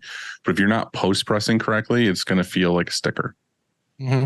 You know what he means by that? We found go ahead. You would press and then peel and then you would press it again, but we use like a heavy linen on top and then press it. And I also saw Scott post something the other day in our group that was where he just flips it upside down and then presses it again into the top of the pad basically. Mm-hmm. And it gives it that thing. We just use like I said, like literally a piece of heavy linen, press it, and it like pushes it more into the material and also gives it like a matte finish and more of like a t-shirt texture. Yeah. So when you actually feel it, it feels really good. And I don't know, the DTF we've been getting like has good stretch. It has good washability, and a lot of prints, like Andy was saying, like it's a different method, different tool. It's not screen printing, but it feels really good and it looks really good. And it's a lot less like headaches with, you know, certain things. Like there's certain jobs now common. Where we look at it and we're like, so you think we should do it? I think you should do it. I think you should do it. And I think it's so common now. And like, if you go to Target and stuff, like it's showing up. When was the last time you went to the mall? Or a big box store. I haven't gone in years. I'm just saying, go to like, you know, fucking, I don't know, Spencer's or Hot Topic, or go to Target or Walmart or whatever, and just go look at the shirts in there. Go to Academy. Like so many of them are transfers. Yeah. I heard someone say that on a Facebook group recently. Like there was a debate about transfers versus screen printing. And someone made that point of like all the massive brands, Nike, blah, blah, blah. Like a lot of them are moving to transfers. Get ready. That's interesting. It's nice to think that it's like not like that there's more we can do to the transfer to bring in. That's a really good tip. We're definitely going to because that's sort of like been our biggest detractor for DTF is just the plastic sheet. Just go to fucking the hobby store or, you know, the fabric store or whatever, get a piece of linen and just literally put it on and press it. I promise you, it's like a night and day difference. So, would y'all recommend us buying or leasing the machine, or no, doing like definitely not transfer? Not in a million years. Not yet. Go So to Howard. you were probably accurate in your 3 to 5 year. I wait for the as far as equipment. like Yes, for the 100%. equipment side. Yeah. I would order it. Dude. I'm telling you, transfer type thing. Is that the one you'd use? Yeah, I would once a week just like put an order in on Fridays or whatever it is, and then just get them all in and then press them. Like then you never have to worry about print heads. You never have to worry about anything. It's like you're not dealing with it. You're just ordering it. And if for some reason it's fucked up, they replace it. Like you do not have to worry about the equipment. Which one from Howard's? Because we ordered like their screen print ones and the price point was really high for small numbers. It just depends. I mean, now that's the thing though, is if they're screen printing transfers into lower quantity, they're still putting in the work to make the screens and to make them, and somebody's got to make the transfers. So but if you're doing DTF or their hybrid one or whatever, like it just all depends on how many you're going to do. That's why I say gang sheet. Like we had this debate here a little while ago because we're doing so many transfers that and now it's like like before it was like a side thing. You know what I mean? Like, oh, we screen print, but like here and there we'll heat press something. Yeah. Now it's like we have orders every day that have some kind of transfer part of them. So now it's like a whole department that has to be organized just like screen printing is. And one of the problems is that we were waiting on certain jobs to get enough to make a gang sheet that was long enough where, you know, we didn't have to pay freight or whatever it was to where it was enough of a transfer. And I said, no, what we need to do is we need to just start building in that minimum shipping cost or whatever it is for a thing into every order, because the day that order for transfers comes in, let's order those transfers and get them here so that it's on the schedule like any other order. And it's in the flow, you know what I mean? So, but I think in your case, that if it's only going to be onesie, twosies, 3, 4 for some kind of art thing, I think you have the room with fulfillment to be like, all right, I'm just going to order all the fulfillment orders that were low quantity once a week in one gang roll. And then the price will be good. You know, all that stuff will be fine, especially if it's like might have just changed our world this year. Like that could change our process a lot if we can get that dialed in. One factor we didn't mention about dropship that also sort of explains why we're screen printing lower quantities is we cap the number of colors you can use. I think on a normal dropship it's 4 max. We offer sleeve printing, but for the most recent design challenge we're about to launch, it's going to be 2 colors max. The one we did before this one was 3 colors max. Yeah, I think you should screen print as much as possible. Oh yeah. I'm just saying for these smaller ones, someone sells 2 shirts, like there's no reason to refund. Just order 2 transfers and send them out. Yeah, you may not make money still. Like I'm not saying you're going to then profit on those 2 shirts because I don't think you will. Yeah. But at least you have, you know, this customer that isn't potentially upset and you just fulfill their order, you know? I mean, I think we'll have to run the math on it because I think I do like the aspect of it where it's like the artist learning to get to like hit that minimum. And if we aren't profiting on it and it is creating more labor for us, and like I could see it not being a viable thing to add in. But I mean, that all comes down just to the math of it. I think the math will work out if you can gang them together. If you're ordering 2 transfers and that's it, that's where it's going to suck. But if you're like, hey, I've got a roll that's 22 wide by, you know, fucking 100 feet long or something, like it's going to work out. Like you're going to be spending, I think it's like 6 cents a square inch or something. I want to say the last design challenge we did too. We had a lot of people. Yeah, I don't know, 50 or more people reach the 10 shirts, but then we had like, I don't know, 50 who are between, but we had like 20 who are between 5 and 10 shirts. And we were talking about this very thing, like, were we just going to refund all that money? And what we decided to do was just lower the threshold to 5, even though we said it was going to be 10, for that exact reason of not wanting to refund like thousands and thousands of dollars So having you could have had one art guy in a day just make a couple gang sheets and then been done with it, kept the money. Cool. One question. Not trying to tell you what to do, but no, that's good insight. We really wanted to get y'all's insight on. Yeah, it was one of our notes is like, hey, what do we do about these under 10 orders and the different. The cool part about that though is then you could open up the color quantity. Like you can say it doesn't have to be 2 colors. You can be like, it's fucking whatever you want to do. You want to paint it, like we can do whatever. Color cap is nice. Yeah. We limit it to stock colors, like between 20 stock colors and 3 colors max. So if we didn't do that, I think a lot of the artists that are sending us stuff would send us just wild ass shit. Like everyone would be a nightmare. Yeah, I'd be like, okay, another 10 shirts simulated process, you know? Mm-hmm. One question I had to ask y'all is sort of this idea of, let's say we have a successful shirt and we're continuing to run it on our site. What's your sort of strategy for like stock, you know, of like how much do you order of that design? Do you have the artist pay for it? Do you pay for it?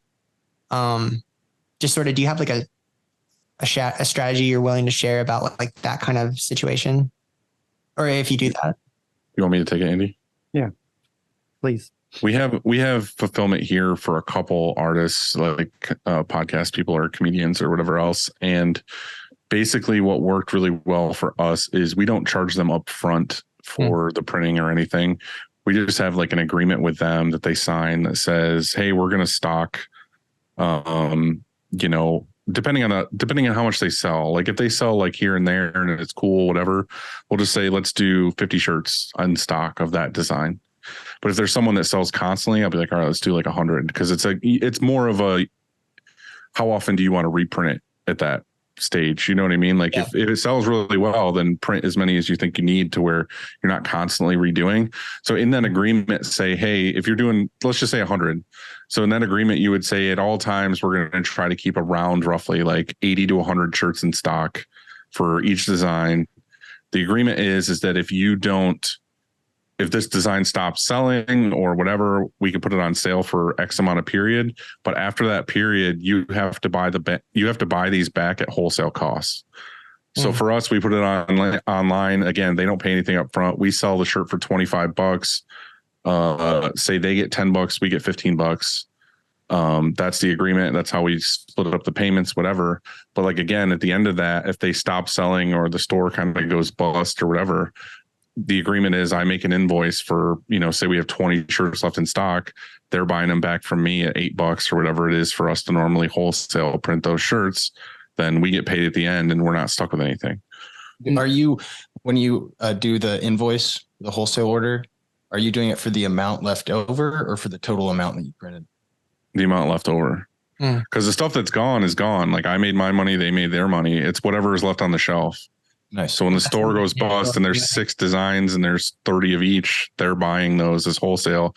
But then the cool thing is they get those shirts and then they can sell them at shows or they can do whatever they're going to do. It's just the agreement is, hey, you have to pay for these if this doesn't work out. Like I'm not going to get stuck with them. And it's billed as if it was a 30 shirt order. Well, I guess what I'm saying is like the price break. Is it the price break of a 30 shirt order? Or I usually do like a 50 shirt order, like regardless of the quantity. Like if there's obviously like 100 and something shirts, I'll give them the 100 piece break. But usually it's a lot less than that. It's like, it's usually just scragglers of like, oh, there's a bunch of smalls left or there's a bunch of whatever. Like I'll just do the 50 piece price and I'll just charge them whatever it is. And I haven't ever had an issue with that. Like people are like, yeah, I understand. I suck. And I didn't promote the store and, you know, they buy them back. They agreed to it. They signed it. You know, it's documented. Good, smart. But then I'm not at a loss at all. The only thing that I'm giving up is I'm fronting the cost and I'm warehousing the goods. But again, I'm very picky and choosy as to who we're doing this for. It's not like I have a whole warehouse of this. I have like 5 people we do it for and they sell really well. So we're making really good money, like really good profit off of every shirt sold. And it's a good relationship. And is that something you're initiating or is that something they're like pushing their need to you and your kind of It's usually a case by case, but like if we have someone who comes to us, it's just a really good customer and they're like, oh, do you offer this service? I might look at it as like, I like this person, I really want to work with them. Then I'd be like, yeah, we offer this service. But if they're just someone I'm like, this isn't gonna fucking, like someone be like, I want to start a clothing line. I'm like, no, we don't offer this service. Like it's not like on the site or anything. It's not whatever. We just build stores with Shopify and like, we have ShipStation and all that stuff. And it's just when an order comes in, print it, ship it, send it out. Nice. So it seems to work really well. Like I said, we make really good money on it and we don't really have much risk. So cool. I like it. Sorry, I can't add anything. It's not my world. Are you ever in like an awkward situation where it's like, all right, time to pay for these shirts? And they're like, do you ever run into that? Not really. I haven't run into that because like I said, I kind of pick and choose people that are like credible, good humans. Mm-hmm. But I mean, it could happen. But I guess that is the risk. Like at that point, it's like any customer that doesn't pay the balance of their order. It's like, what do you do? But your exposure is so small. Like it's 50 shirts. Right. It's not a big deal. Yeah. Like who gives a shit? Like they could fuck up 50 shirts on press and I would eat it. It's not like it happens every day, but I don't know. It doesn't seem to be that big a deal. And also I'm not like offering with a lot of these people. I'm like, okay, ideally what I would say to do is do like, well, I have one customer who sells really well and he has like 10 designs and some hoodies and everything else, mugs. But like, if it was the average person, I'd be like, generally what I like to do is maybe like 2 or 3 shirts. And yeah, they might be like 4 colors or less or something. That way, it's not like this huge commitment of, oh, well, I have 35 designs and I want them all stocked and all these other options. I'm like, dude, you got to remember, you're buying 35 designs. You are on the hook to buy these if they don't sell. Why don't you just have? And then they're usually like, oh shit, yeah, I'll do 4. Why don't you have them prepay? So like if you go to run 50 shirts, just here's your invoice, pay. And then you stop can. It's just usually they don't want to. It's the game of they just want to promote and sell whatever. But I make more money the other way. Like I make more money saying I'm going to make, $30 a hoodie or I'm going to make $20 a tee if I front it. Like if I was to have them buy it up front, they wouldn't be spending that much money. So that's what we found with dropship too. Yeah. The opportunity, set the price, cut out the. Right. Like if they're not paying any money up front, then they're okay just being like, all right, well, I'm going to make $5 a tee when you're making all the actual money because you're doing it. And then on top of that, you're putting an extra $1 or $2 into shipping. Mm-hmm. So you're making that money and whatever else. So it works really well. And I guess, Chris started the dropship thing during COVID. Mm-hmm. And I don't know I don't think you really emulated that after another shop. Definitely not after another screen print shop.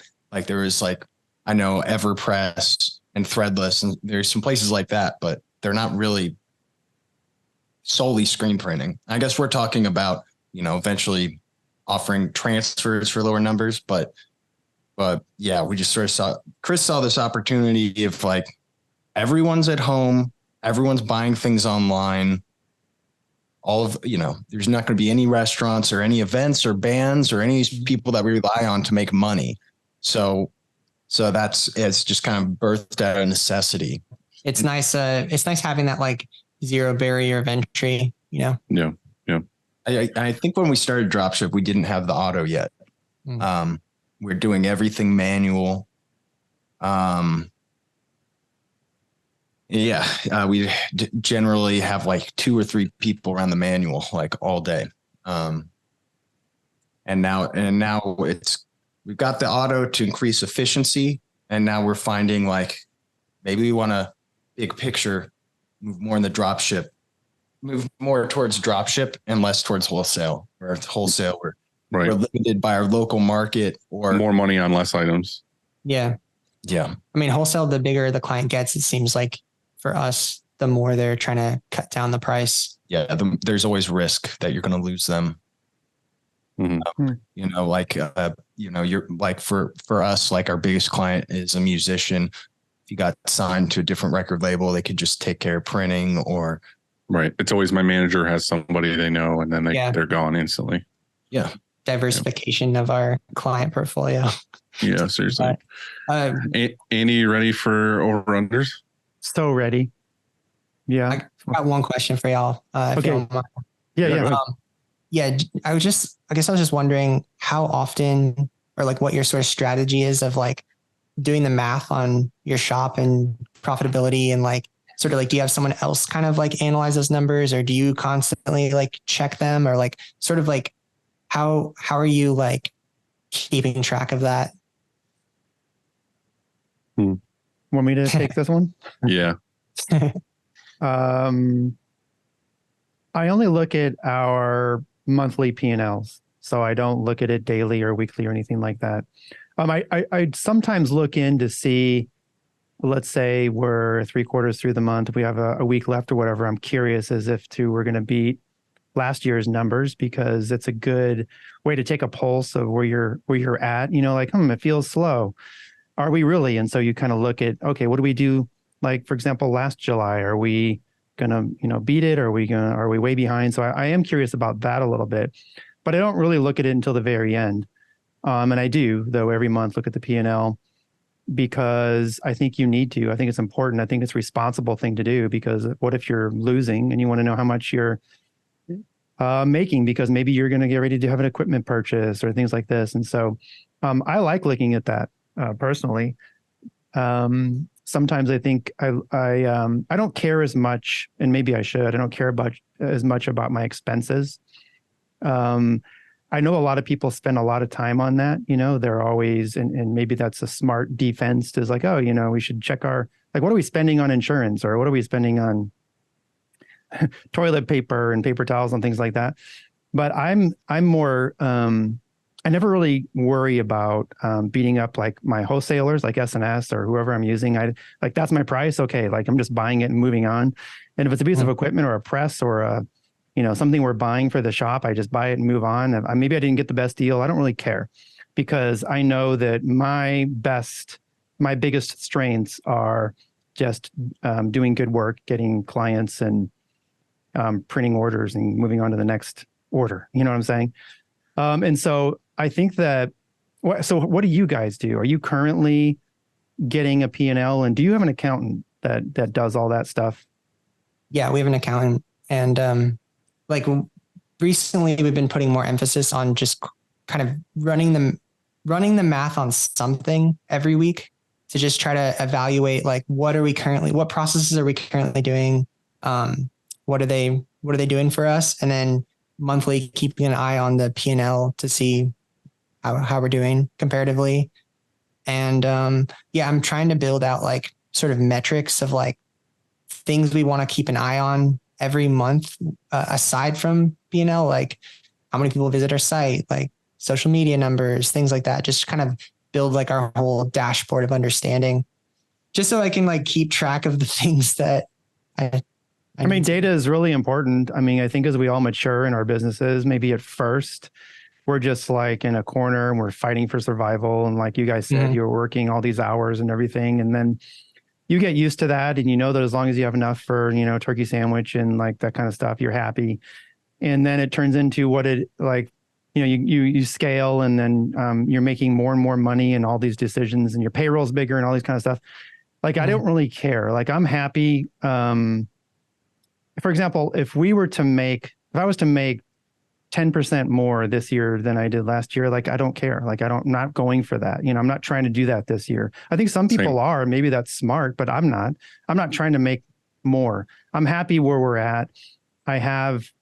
I'm kind of a minimalist in a lot of ways. I don't need a lot of stuff. The stuff that I do have is kind of bougie, though. Dylan will tell you.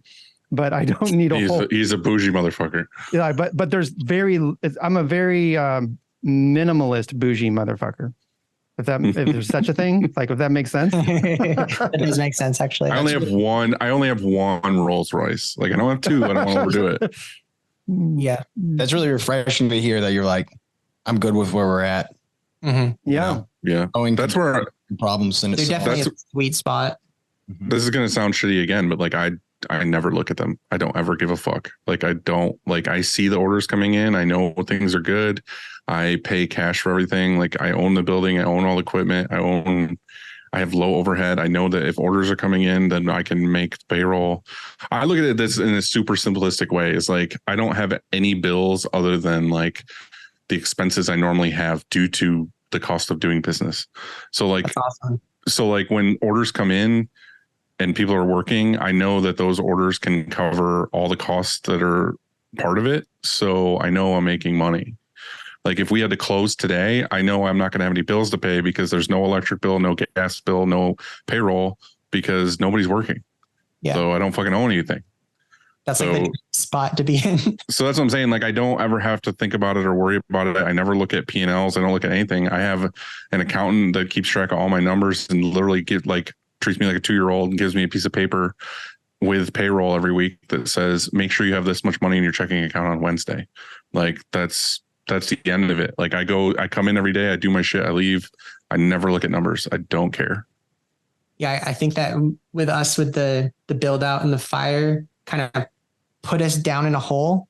And then we've had to kind of like, because we chose to keep going with that hole, we've kind of had to like maybe keep more of a painful awareness of that And as we all right, get out of it.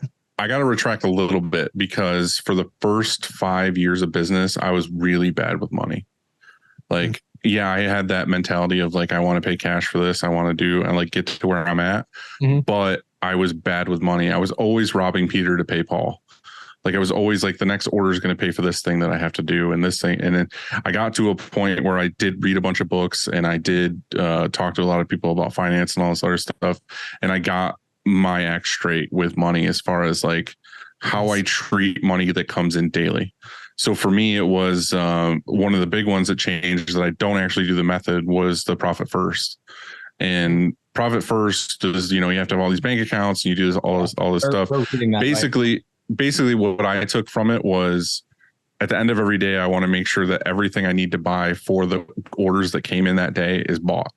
Mhm. So literally every day an order comes in. At the end of that day, we order all the goods, we order all the inks, everything we need for it, so that the money at the end of every day is my money. Like it's not needed for anything else. It's in the bank account. It is what it is. So that alone got me to having money in the bank and being like comfortable and everything else. Like it's not like, oh yeah, like I'm gonna go buy this press or this thing and I'm gonna pay it off with all this other shit that comes in later, because to me later is super uncertain. So you get into trouble sometimes. You think you buy too much shit and then you think, oh, I'm just gonna pay for it with this, and then you're constantly like, oh yeah, I hope this order comes in for these 1,000 shirts because that's going to be the electric bill. Yeah. It's like, I don't ever want to have that feeling ever again. Like it's not a good way. So I recommend really being good with your money, but like, I just don't care about like looking at this year versus last year versus the next year. Cause it's so this all the time, and fucking COVID and like everything else happens. And, someone dictates the price of oil over here, and then all of a sudden there's UPS strike. It's just, dude, there's too much bullshit. Just fucking focus on like doing a good job. Like Andy said, like if you put out good work and good vibes comes back. Like that's what we're about here. I think maybe that's easier said at year 14 than if somebody's listening and they're in their first 5 years, let's say, because most businesses fail within their first 5 years. And so I think that advice is maybe coming from like somebody who's been doing it for a while, like, oh, we don't care, or we're not looking at our P&L and stuff like that. I just think that I don't want to give bad advice here, because I agree with you, Dylan, on a lot of the things you said. However, I do. I want them to crash and burn and go out of business so I get their jobs. One thing we're really you don't care. You just said you don't care. So of course that's not true. I'm sorry. What were you going to say? Our change of mentality is basically, Chris has had the baby, and it's been basically, we need to be more proactive and less reactive. Mm-hmm. So we changed our schedule, and now every Friday we're meeting 3 to 4 hours, just the two of us, and with our top salesperson, and just going over big picture. And then I'll do development the rest of the day. I think that's smart. That's a whole different ballgame, though. That to me, that's not numbers. That's just working on your business. Like I do that constantly. Like that I look into and that I deal with. But just so like then maybe you are indirectly working on your. Yeah, but I'm not looking at like how the business is doing number wise, or like looking at profit and loss and expenses. I'm looking at like, how do I get that new, better client that I want, or how do I grow on social media, or how do I do this or that? To me, that's a different story, but yeah, you've kind of built the foundation and you have like kind of a stable foundation that you can just focus on that stuff on. yeah. It's definitely a really nice place to be at, and definitely a place we're trying to get to. So congrats. Yeah, you should write a book. Yeah, we want to read the book. It's gonna be called, A guy writes a book who doesn't read. How to own your business. I think I have the title Profit Last. Mhm. I don't know. I think that How to be a piece of shit and succeed. I think there's balance to be had here. And I think that while it's cool to be like, hey, good vibes, we're just printing t-shirts, having fun, and good things will come back, like karma or something. And also, well, maybe I should, take a couple hours and take a look at. No, that was the artist mentality. It's just like, let's have fun all the time. I'll be the first to tell you that it's a catch-22. Like, it will bite you in the ass at some point for not being super professional at certain things. And I'm dealing with it. I've dealt with it. Mm-hmm. Like, you have to have a balance of both. Like, that's going to be my advice in this is don't be naive to be like, oh, we're just a free spirit and things do this and this. It's not. You will get fucking kicked in the teeth. You've been fighting that instinct. Like, both of us have that instinct, and we've been forced to reckon with it for years and years. Like, that's if they're listeners to the podcast that listen to every episode or whatever, you will know over the last like year how I talk about how like I have to put in more like HR-ish things, and I have to do more, that's what we were talking about in the beginning, like spelling things out for people, like all this other stuff. Because before that, it was all like, oh, you know how to print, like go do your thing. And it's just like that vibe will kick you in the teeth. I promise. You need to have some shit in place that is professional. You just need to like gaslight yourself, be like, I love doing the math. Mm-hmm. I love writing these policies. Mm-hmm. I don't. That's a big pitfall for both of us growing the business, was like being very afraid of any conflict, being conflict avoidant. And that got us into trouble over and over again. And also just giving people the benefit of the doubt way too often, and not trusting people based on, oh, you perform the job this way. It would be kind of foolish of me to expect you to do it the right way the next time. Or you can really only judge someone by their output, and people can change, but it's foolish to just expect like, oh, this person's just going to magically improve. And you gotta, I don't know. It's way harder to engage in that conflict than it is to just put it in the rear view and put it out of sight, out of mind. And then that problem is going to bite you in the ass in a year.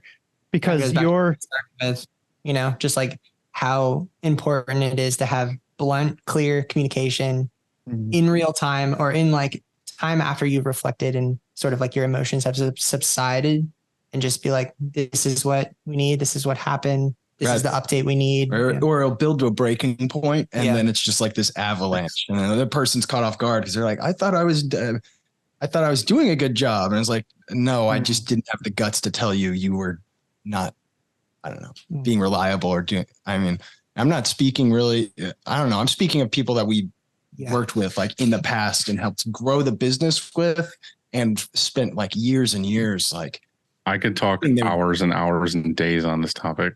Yeah, it's fun. Because it's literally been my life. Well, what I found is if you are applying more conscious, considered pressure on people, or you're actually training them, they're receptive to that. They're more receptive to that than you just sort of being like, well, this is overwhelming. Just go do your thing, like until you're micromanaging, then you've gone too far, because there is that balance with that too, right. Because I've been accused of that, and I was like, oh wait, I don't know, sometimes maybe when to stop or when to stay out of stuff. That's complicated too. Me personally, like as the boss, I suppose. Well, micromanaging can be a symptom of the wrong person for the job. And sometimes that's a blunt thing that you have to deal with too. Or micromanaging could be like, you're not giving that person a chance to really do the things you've instilled in them. So, I mean, I don't, yeah, I think micromanaging gets thrown around a lot, but it can sometimes just be like something you haven't dealt with or something, yeah, you're insecure about or something. I'm curious hearing you talk about that, Andy. Or people accuse you of doing that, or is it just more of like a thing that you're worried that you're micromanaging, or like, or what it creates that you're like the demand for things being up to a certain level of quality? And when do you feel like you're micromanaging, or you know what I'm saying? Yes. Let's crack that chest open. Yeah. I don't, I'm not concerned that I am. I don't walk around or, spend my day here think, oh my gosh, am I micromanaging? I do, though, think that I think most of the time, the shop owner needs to stay out of most things. I heard Bruce and Steven on Printavo podcast talk about like the new CEO of Printavo and how different they are than Bruce. And Bruce said that, like what happens now more is that CEO sort of just lets them fall. Like, hey, this is your, role, this is your responsibility. And he lets them go do that. And whether it succeeds or fails, that's what happens. And then they come back, report to him, say, okay, so what happened? Okay. Well, then why did it fail or why did it succeed? He's not really involved in any of the day-to-day stuff. And I think that I don't think I should be working on that sort of thing. I think I should be working on other stuff. That's where I really do. I don't think I should be spending any time as I go walk by a dryer and I see at the end of the dryer that, this is going on. And I know exactly why it's happening and how I can fix it. But should I go interrupt right then and interject hey, this is what's going on, because there's a person that's operating that press and they have, they're learning and they have pride in their work and it's complicated. And then sometimes things go wrong and it's maybe, 4:00 and they've been running the press for how many hours and this job's a bitch, and, this particular one, it's just like giving him headaches. And so it needed to be set up differently perhaps. And he's trying to run it right after a flash and who knows all of the things, and so, but I know in my head, like I've been in those situations. I've ran past, for years and years and years. I want to say like, hey, I can help you here, but I don't think that's the moment to do it. And so I think that if I am ever going to say anything, I need to check in and there needs to be not like a random check-in. We should probably have scheduled check-ins. I could come back here and make a note, let's say, and then we could do this thing where I was like, oh, okay, I remember on a couple weeks ago, I walked by the press and I know you were struggling with that or whatever. And here's what I think, what did you do? And things like that. I think a lot of us shop owners walk by and we're like, move over, increase the pressure or whatever, it is, whatever you're doing. I've seen that a lot. And I've actually been there. I've wanted to like step in and do things. And now if they ask me, because that does happen, somebody will come get me and say, Andy, I don't know, we're scratching our heads. We can't figure this one out. I'll go try to help. And I think that's totally different. I don't know. Have you been in those situations where you walk by and you want to help and or how to fix something but you shouldn't? I'm doing probably the thing you'd advise against, which is like, I'm like involved in the printing of like everything, but is your mentality there that by not getting involved, you're helping them build problem solving skills? Yes. And better. Yeah. When I hear you guys talk about this, it just reminds me of parenting. Like I have a 11-year-old and a 13-year-old, and it's kind of like you need them to struggle to, this is back to what we were talking about. Like you need them to struggle to learn that how next time or whatever. So like you're saying that if your guys on press are in a bad spot or whatever, they know you're going to swoop in and help them or fix it or take care of it. Then they're just going to have that mentality forever of like, well, I don't have to like really get my head into this and figure out this problem for myself. They're just gonna be like, well, I'll just call you over. Like every little problem, they're going to come to you and be like, I can't figure this out. I don't know what's going on with this. It's like, dude, you fucking know the answer. Like, just work the problem. They know instantly, oh, fuck it. Like, I'll just call them over. Like, why is this doing this? And then they can just step back. Well, you fix it. I like the idea of, I think when they come to me, there's genuinely, it escalates to me and there's a problem and they're at a dead end, let's say. I like the idea though of, just kind of walking through the problem solving I don't know, order. Or of even you things, walk like, over there and say, well, what do you think? Why do you think this is happening? What would you do to fix it? Yeah. Well, try it then. Okay, you try it. Like, don't get in there and do it for them. Do the parent thing where you're just like, all right, well, let's try a couple things. Yeah. Or have you tried this? And then let them try it. I don't know. It's complicated, isn't it? It's definitely a strategy. It's definitely a strategy game. And like each person, as a leader, you have to kind of approach it differently. But yeah, there's definitely times where I look down at the dryer and I'm like, ooh, that red is a little orange or something. But I'm like, but they're in such a flow. The shop feels great right now.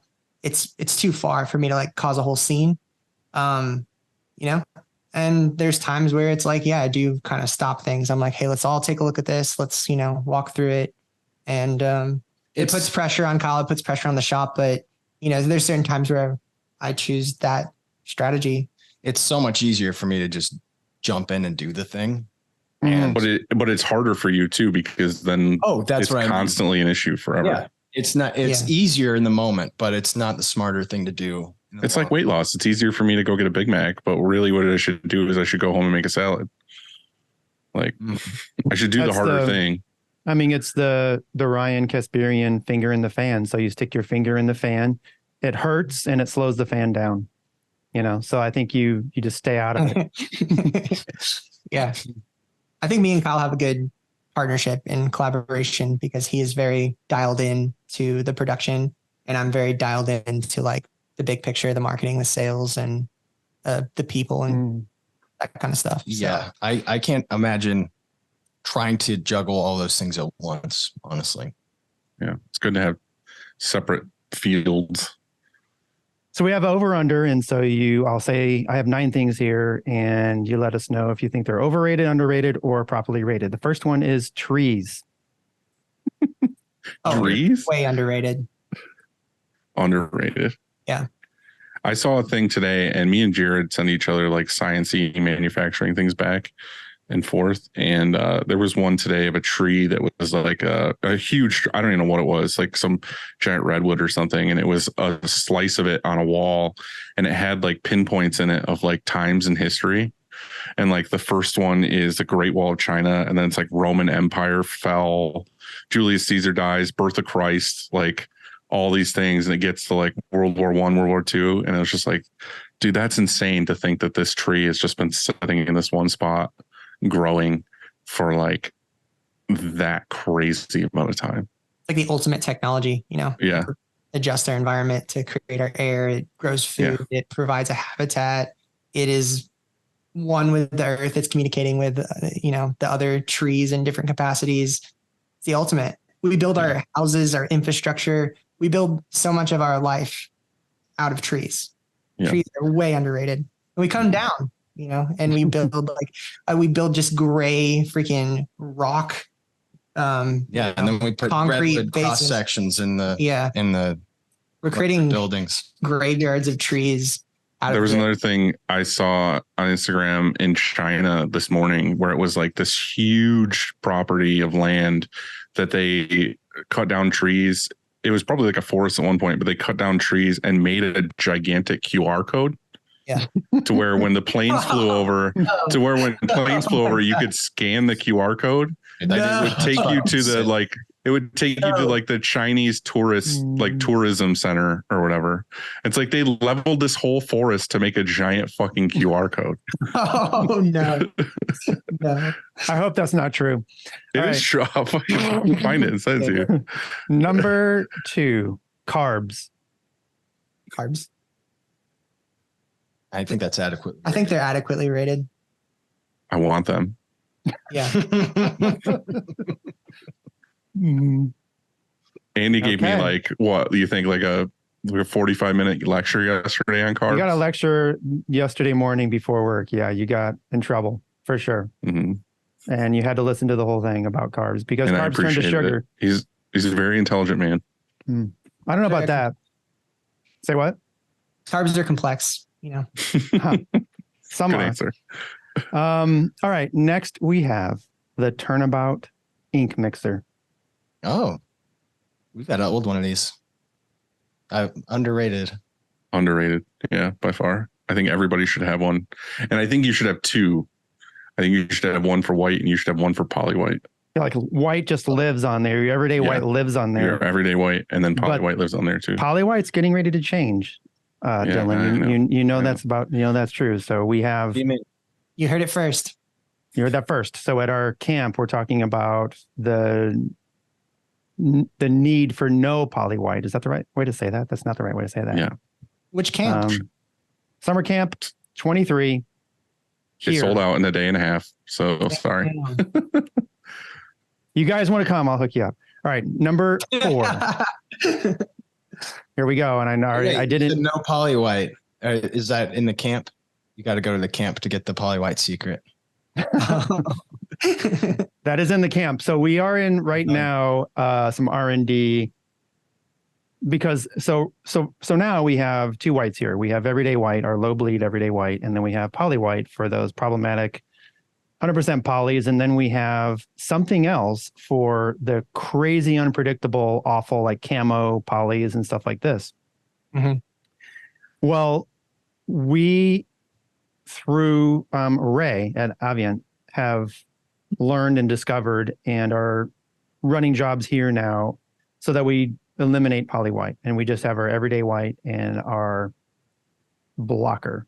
armor blocker. And so we are, and I know everybody I think knows about this from the past, but the problem is like normally printing that is really tough because the ink comes in and it's thick and you're like, what am I supposed to do with this stuff? Yeah. How do you work with it? Yeah. And so it doesn't have matte down properties either. Or I mean, that's something I've experienced. I've seen a lot of people talk about. Right. It's awful. And so, but we have one here that works really well. We're really excited about, and that's the white. The camp isn't just about that. The camp's more about how to print the best white, but also, that's included in like, hey, what happens when we have this, challenging garment? All right. We started doing quick blocker, or we call it quick blocker as like a tip I picked up online. It's just like, I think it's 50% quick white, 50% blocker, or it's like 3366. I don't know right now, but interesting. People at Avient said like, we never heard of that. We wouldn't really recommend that. But a lot of people online, like everyone on the group I was on was like, yeah, that's what I don't know. So I've been playing with that, and it mats down a lot better than if you just do the straight blocker, and then you don't have to print a white over the blocker and then another white potentially. All right. 2 whites. Yeah. But well, that's interesting too. Because like I said, we're still in our R&D. We don't have it locked in yet, but we're getting close. Number 4, which I think I know your answer to, is Instagram. Instagram is, in my opinion, overrated. I agree. Overrated. I agree. I thought you were going to say it used to be great, and now it's kind of whatever. I've heard the expression so many times where if something's free, then you're the product. Mm-hmm. Yeah. That's deep. I agree. I'm very inclined to spending a lot of time online and, just losing track of my, personal surroundings. And I'm very actively trying to just avoid wasting time on Instagram, Reddit, YouTube. Like it's not good for my mental health. I'd say Instagram is definitely overrated, but like connecting with community, connecting with like-minded individual, building. That's mostly what I'm using it for. That's underrated, like real, true connection. And yeah. I hadn't used Facebook for years and years. And then we got the auto suggested, like, you need to get on some Facebook groups because you're going to have issues. And you definitely don't trust everything you read on there. But it's really increased my level of understanding and for whatever reason that ended up on Facebook, like just sort of the hub of printers. And then Chris recently got me on Discord. So I'm on the show Discord, and that community is great. It's like very helpful, civil. Shout out to the Discord. Oh yeah. Links on our Instagram, I think. Join up. Next, I have this. Looks like sunglasses, but it's not. So open up this case. I don't want it to fall out. Is it a diamond for me? Oh, EOM or attention Yes, meter. sir. Yep. So EOM. Is that tension or that's a EOM. Yep. Yeah. So Yeah, you have one? it's not that brand, but we have one. Yeah. So we that never Frank's? have. No, so in the past I've always borrowed Frank's and we dial it in and make sure that we just kind of check to make sure nothing's changed. But I don't have it anymore, and he's I think loaning it out to like everyone. And I wanted our own before they were really expensive. I couldn't find one that like was under $1,000, let's say, because let's face it, you have lots of expenses, and why do you want to spend $1,000 on something that you don't really, maybe you don't think you need? And so anyway, I wanted to check in and do random, like, okay, every week, where are we at? And so I found one. It was under $400. Nice. And it's pretty accurate. So I don't know for sure because we've just only recently got it, but that's part of the equation of how to print the best white, of course, is EOM. It's super important. And so we have one of these now. Anybody interested in finding it, I don't know, message me or comment on YouTube and hook you up. I'd say for a while that one was not rated, but now it's underrated. Yeah. Yeah. The auto thoroughly humbled me. Like I've been printing for like 15 years and I thought I knew it all. I thought it was like a hotshot printer. And then the auto just kicked my ass like over the year. And all these things I'd read about online for ages, I always thought like, that's nerd shit. Why would you need to know? Why would you need to care about tension or EOM or any of this stuff? It's like, oh, that's actually very, very important. And it all starts with a screen. Yeah. Unless you have all that figured out and consistent, then you're not going to have consistent results on press because you can't cheat the way you do on a manual where you can just jam the ink into do 35 passes. Yeah. Okay. Yeah, so got one of those. Underrated. Yeah. Same here. Number 6, hard-boiled eggs. Underrated. I love hard-boiled eggs. Yeah. My favorite is deviled eggs. I'll eat deviled eggs all day long. Eggs are the best. Love eggs. Seriously. I make a lot of eggs. Yeah. Love eggs. The right eggs. You remember, like cage-free eggs? It's a lie. Can't buy those. You have to spend the big bucks. Bougie eggs is the only way to go. Pasture. I buy bougie eggs for sure. Yeah. Okay. We're in Austin. We buy bougie eggs. Okay. Next, we have Barbie. Oh, overrated. This is irrelevant. Like the movie? Yeah. Or just Barbie. Yeah. The doll or the movie. I don't know. Not necessarily the movie, but if I can rate Barbie. Barbie is justly Barbie's underrated. Justly rated. I think there's something going on with that movie, like that their parent brand is like planning like a huge like I heard that they're planning like the mashup between them and Oppenheimer. Or yeah, it's okay. But like that they're planning like a bunch of movies with their properties, and this is kind of the first one. Good. So they're just really going hard on the marketing, and their marketing is insane. I've never seen something infiltrate so many aspects. So yeah, I think it's justly rated. Yeah, I don't care. More spin. You better care. Well, because next we have Ken.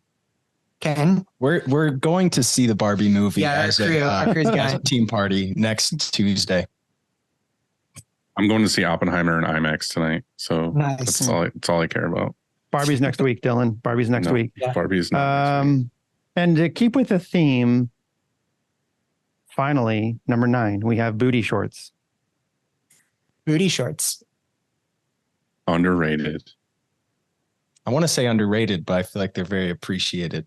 But yeah, I don't. Let's just say appreciated. Yeah. They're justly rated. I like X-rated. Shorter shorts now. I think they're coming back from the 80s.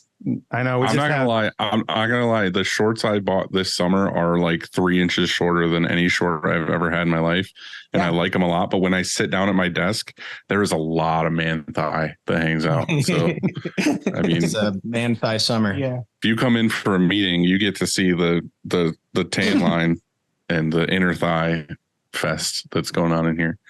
You run your own business, wear your own shorts. Exactly.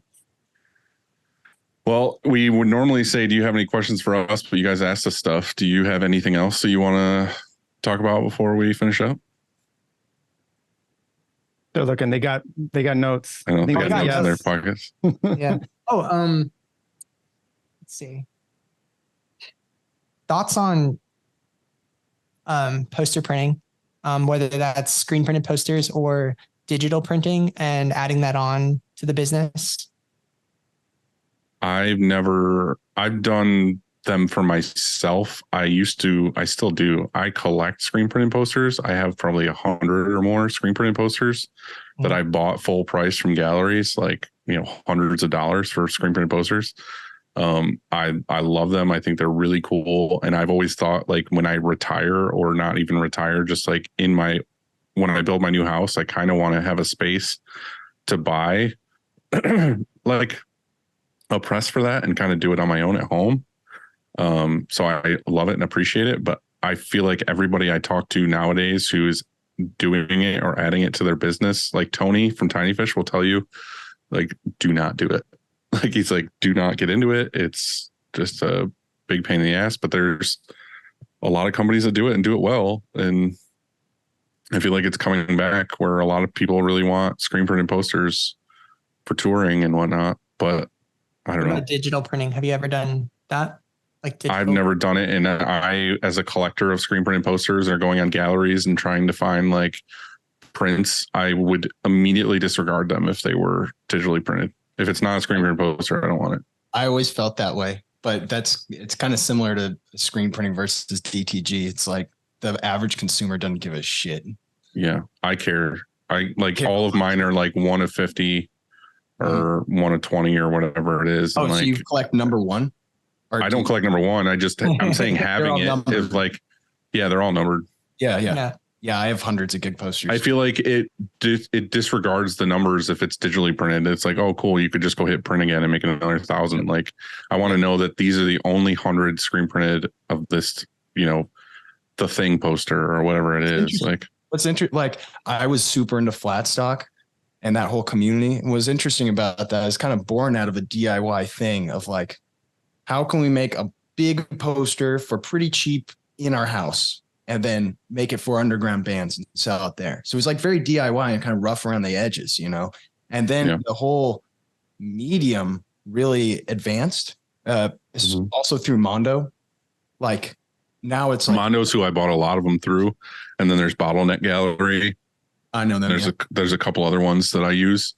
There's literally a stack of them like right on the other side of my laptop that I haven't hung in my office yet.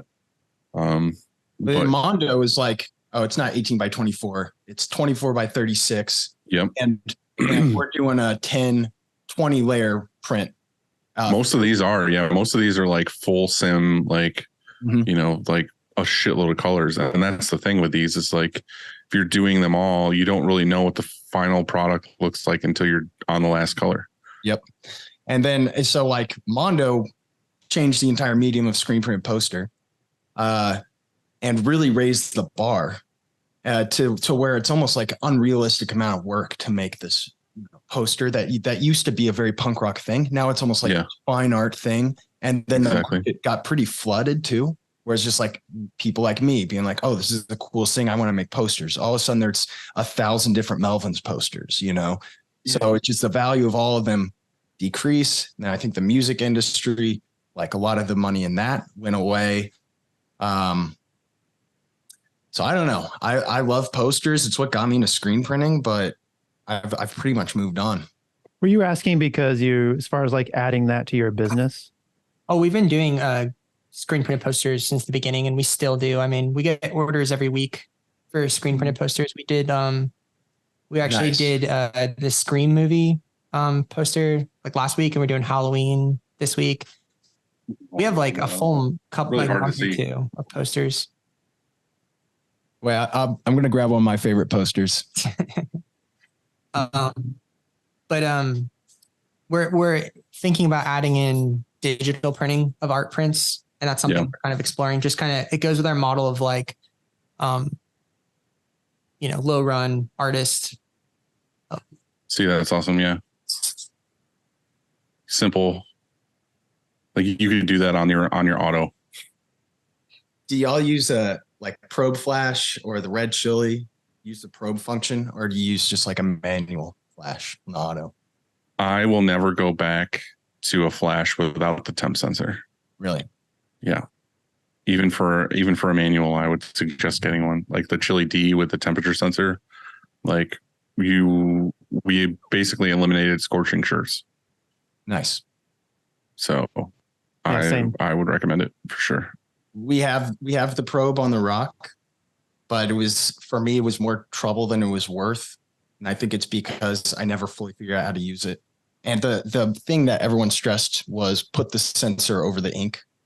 And yeah. Well, the problem you'll have with it is usually like a left chest or something where the ink isn't in the middle where the probe is. Exactly. So then or if you're doing Heather Gray.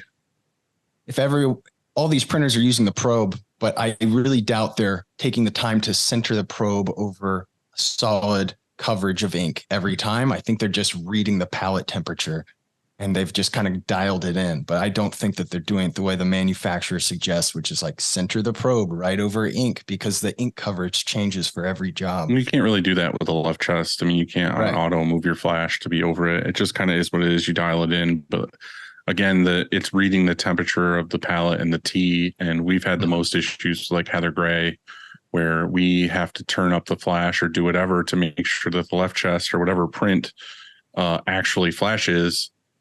But it's like gets to the point where it scorches the shirt because it's the temperature sensor thinks it's in a different spot and all this stuff. So, I mean, it does have very small limitations, but I think the pros are way more than the cons.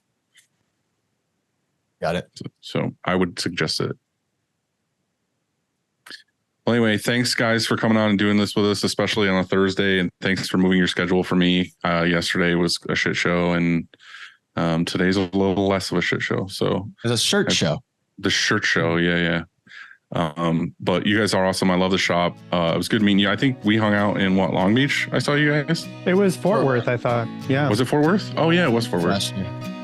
Dude, we went too many places last year. I don't remember where I saw people, but we appreciate you guys. Keep in touch for sure.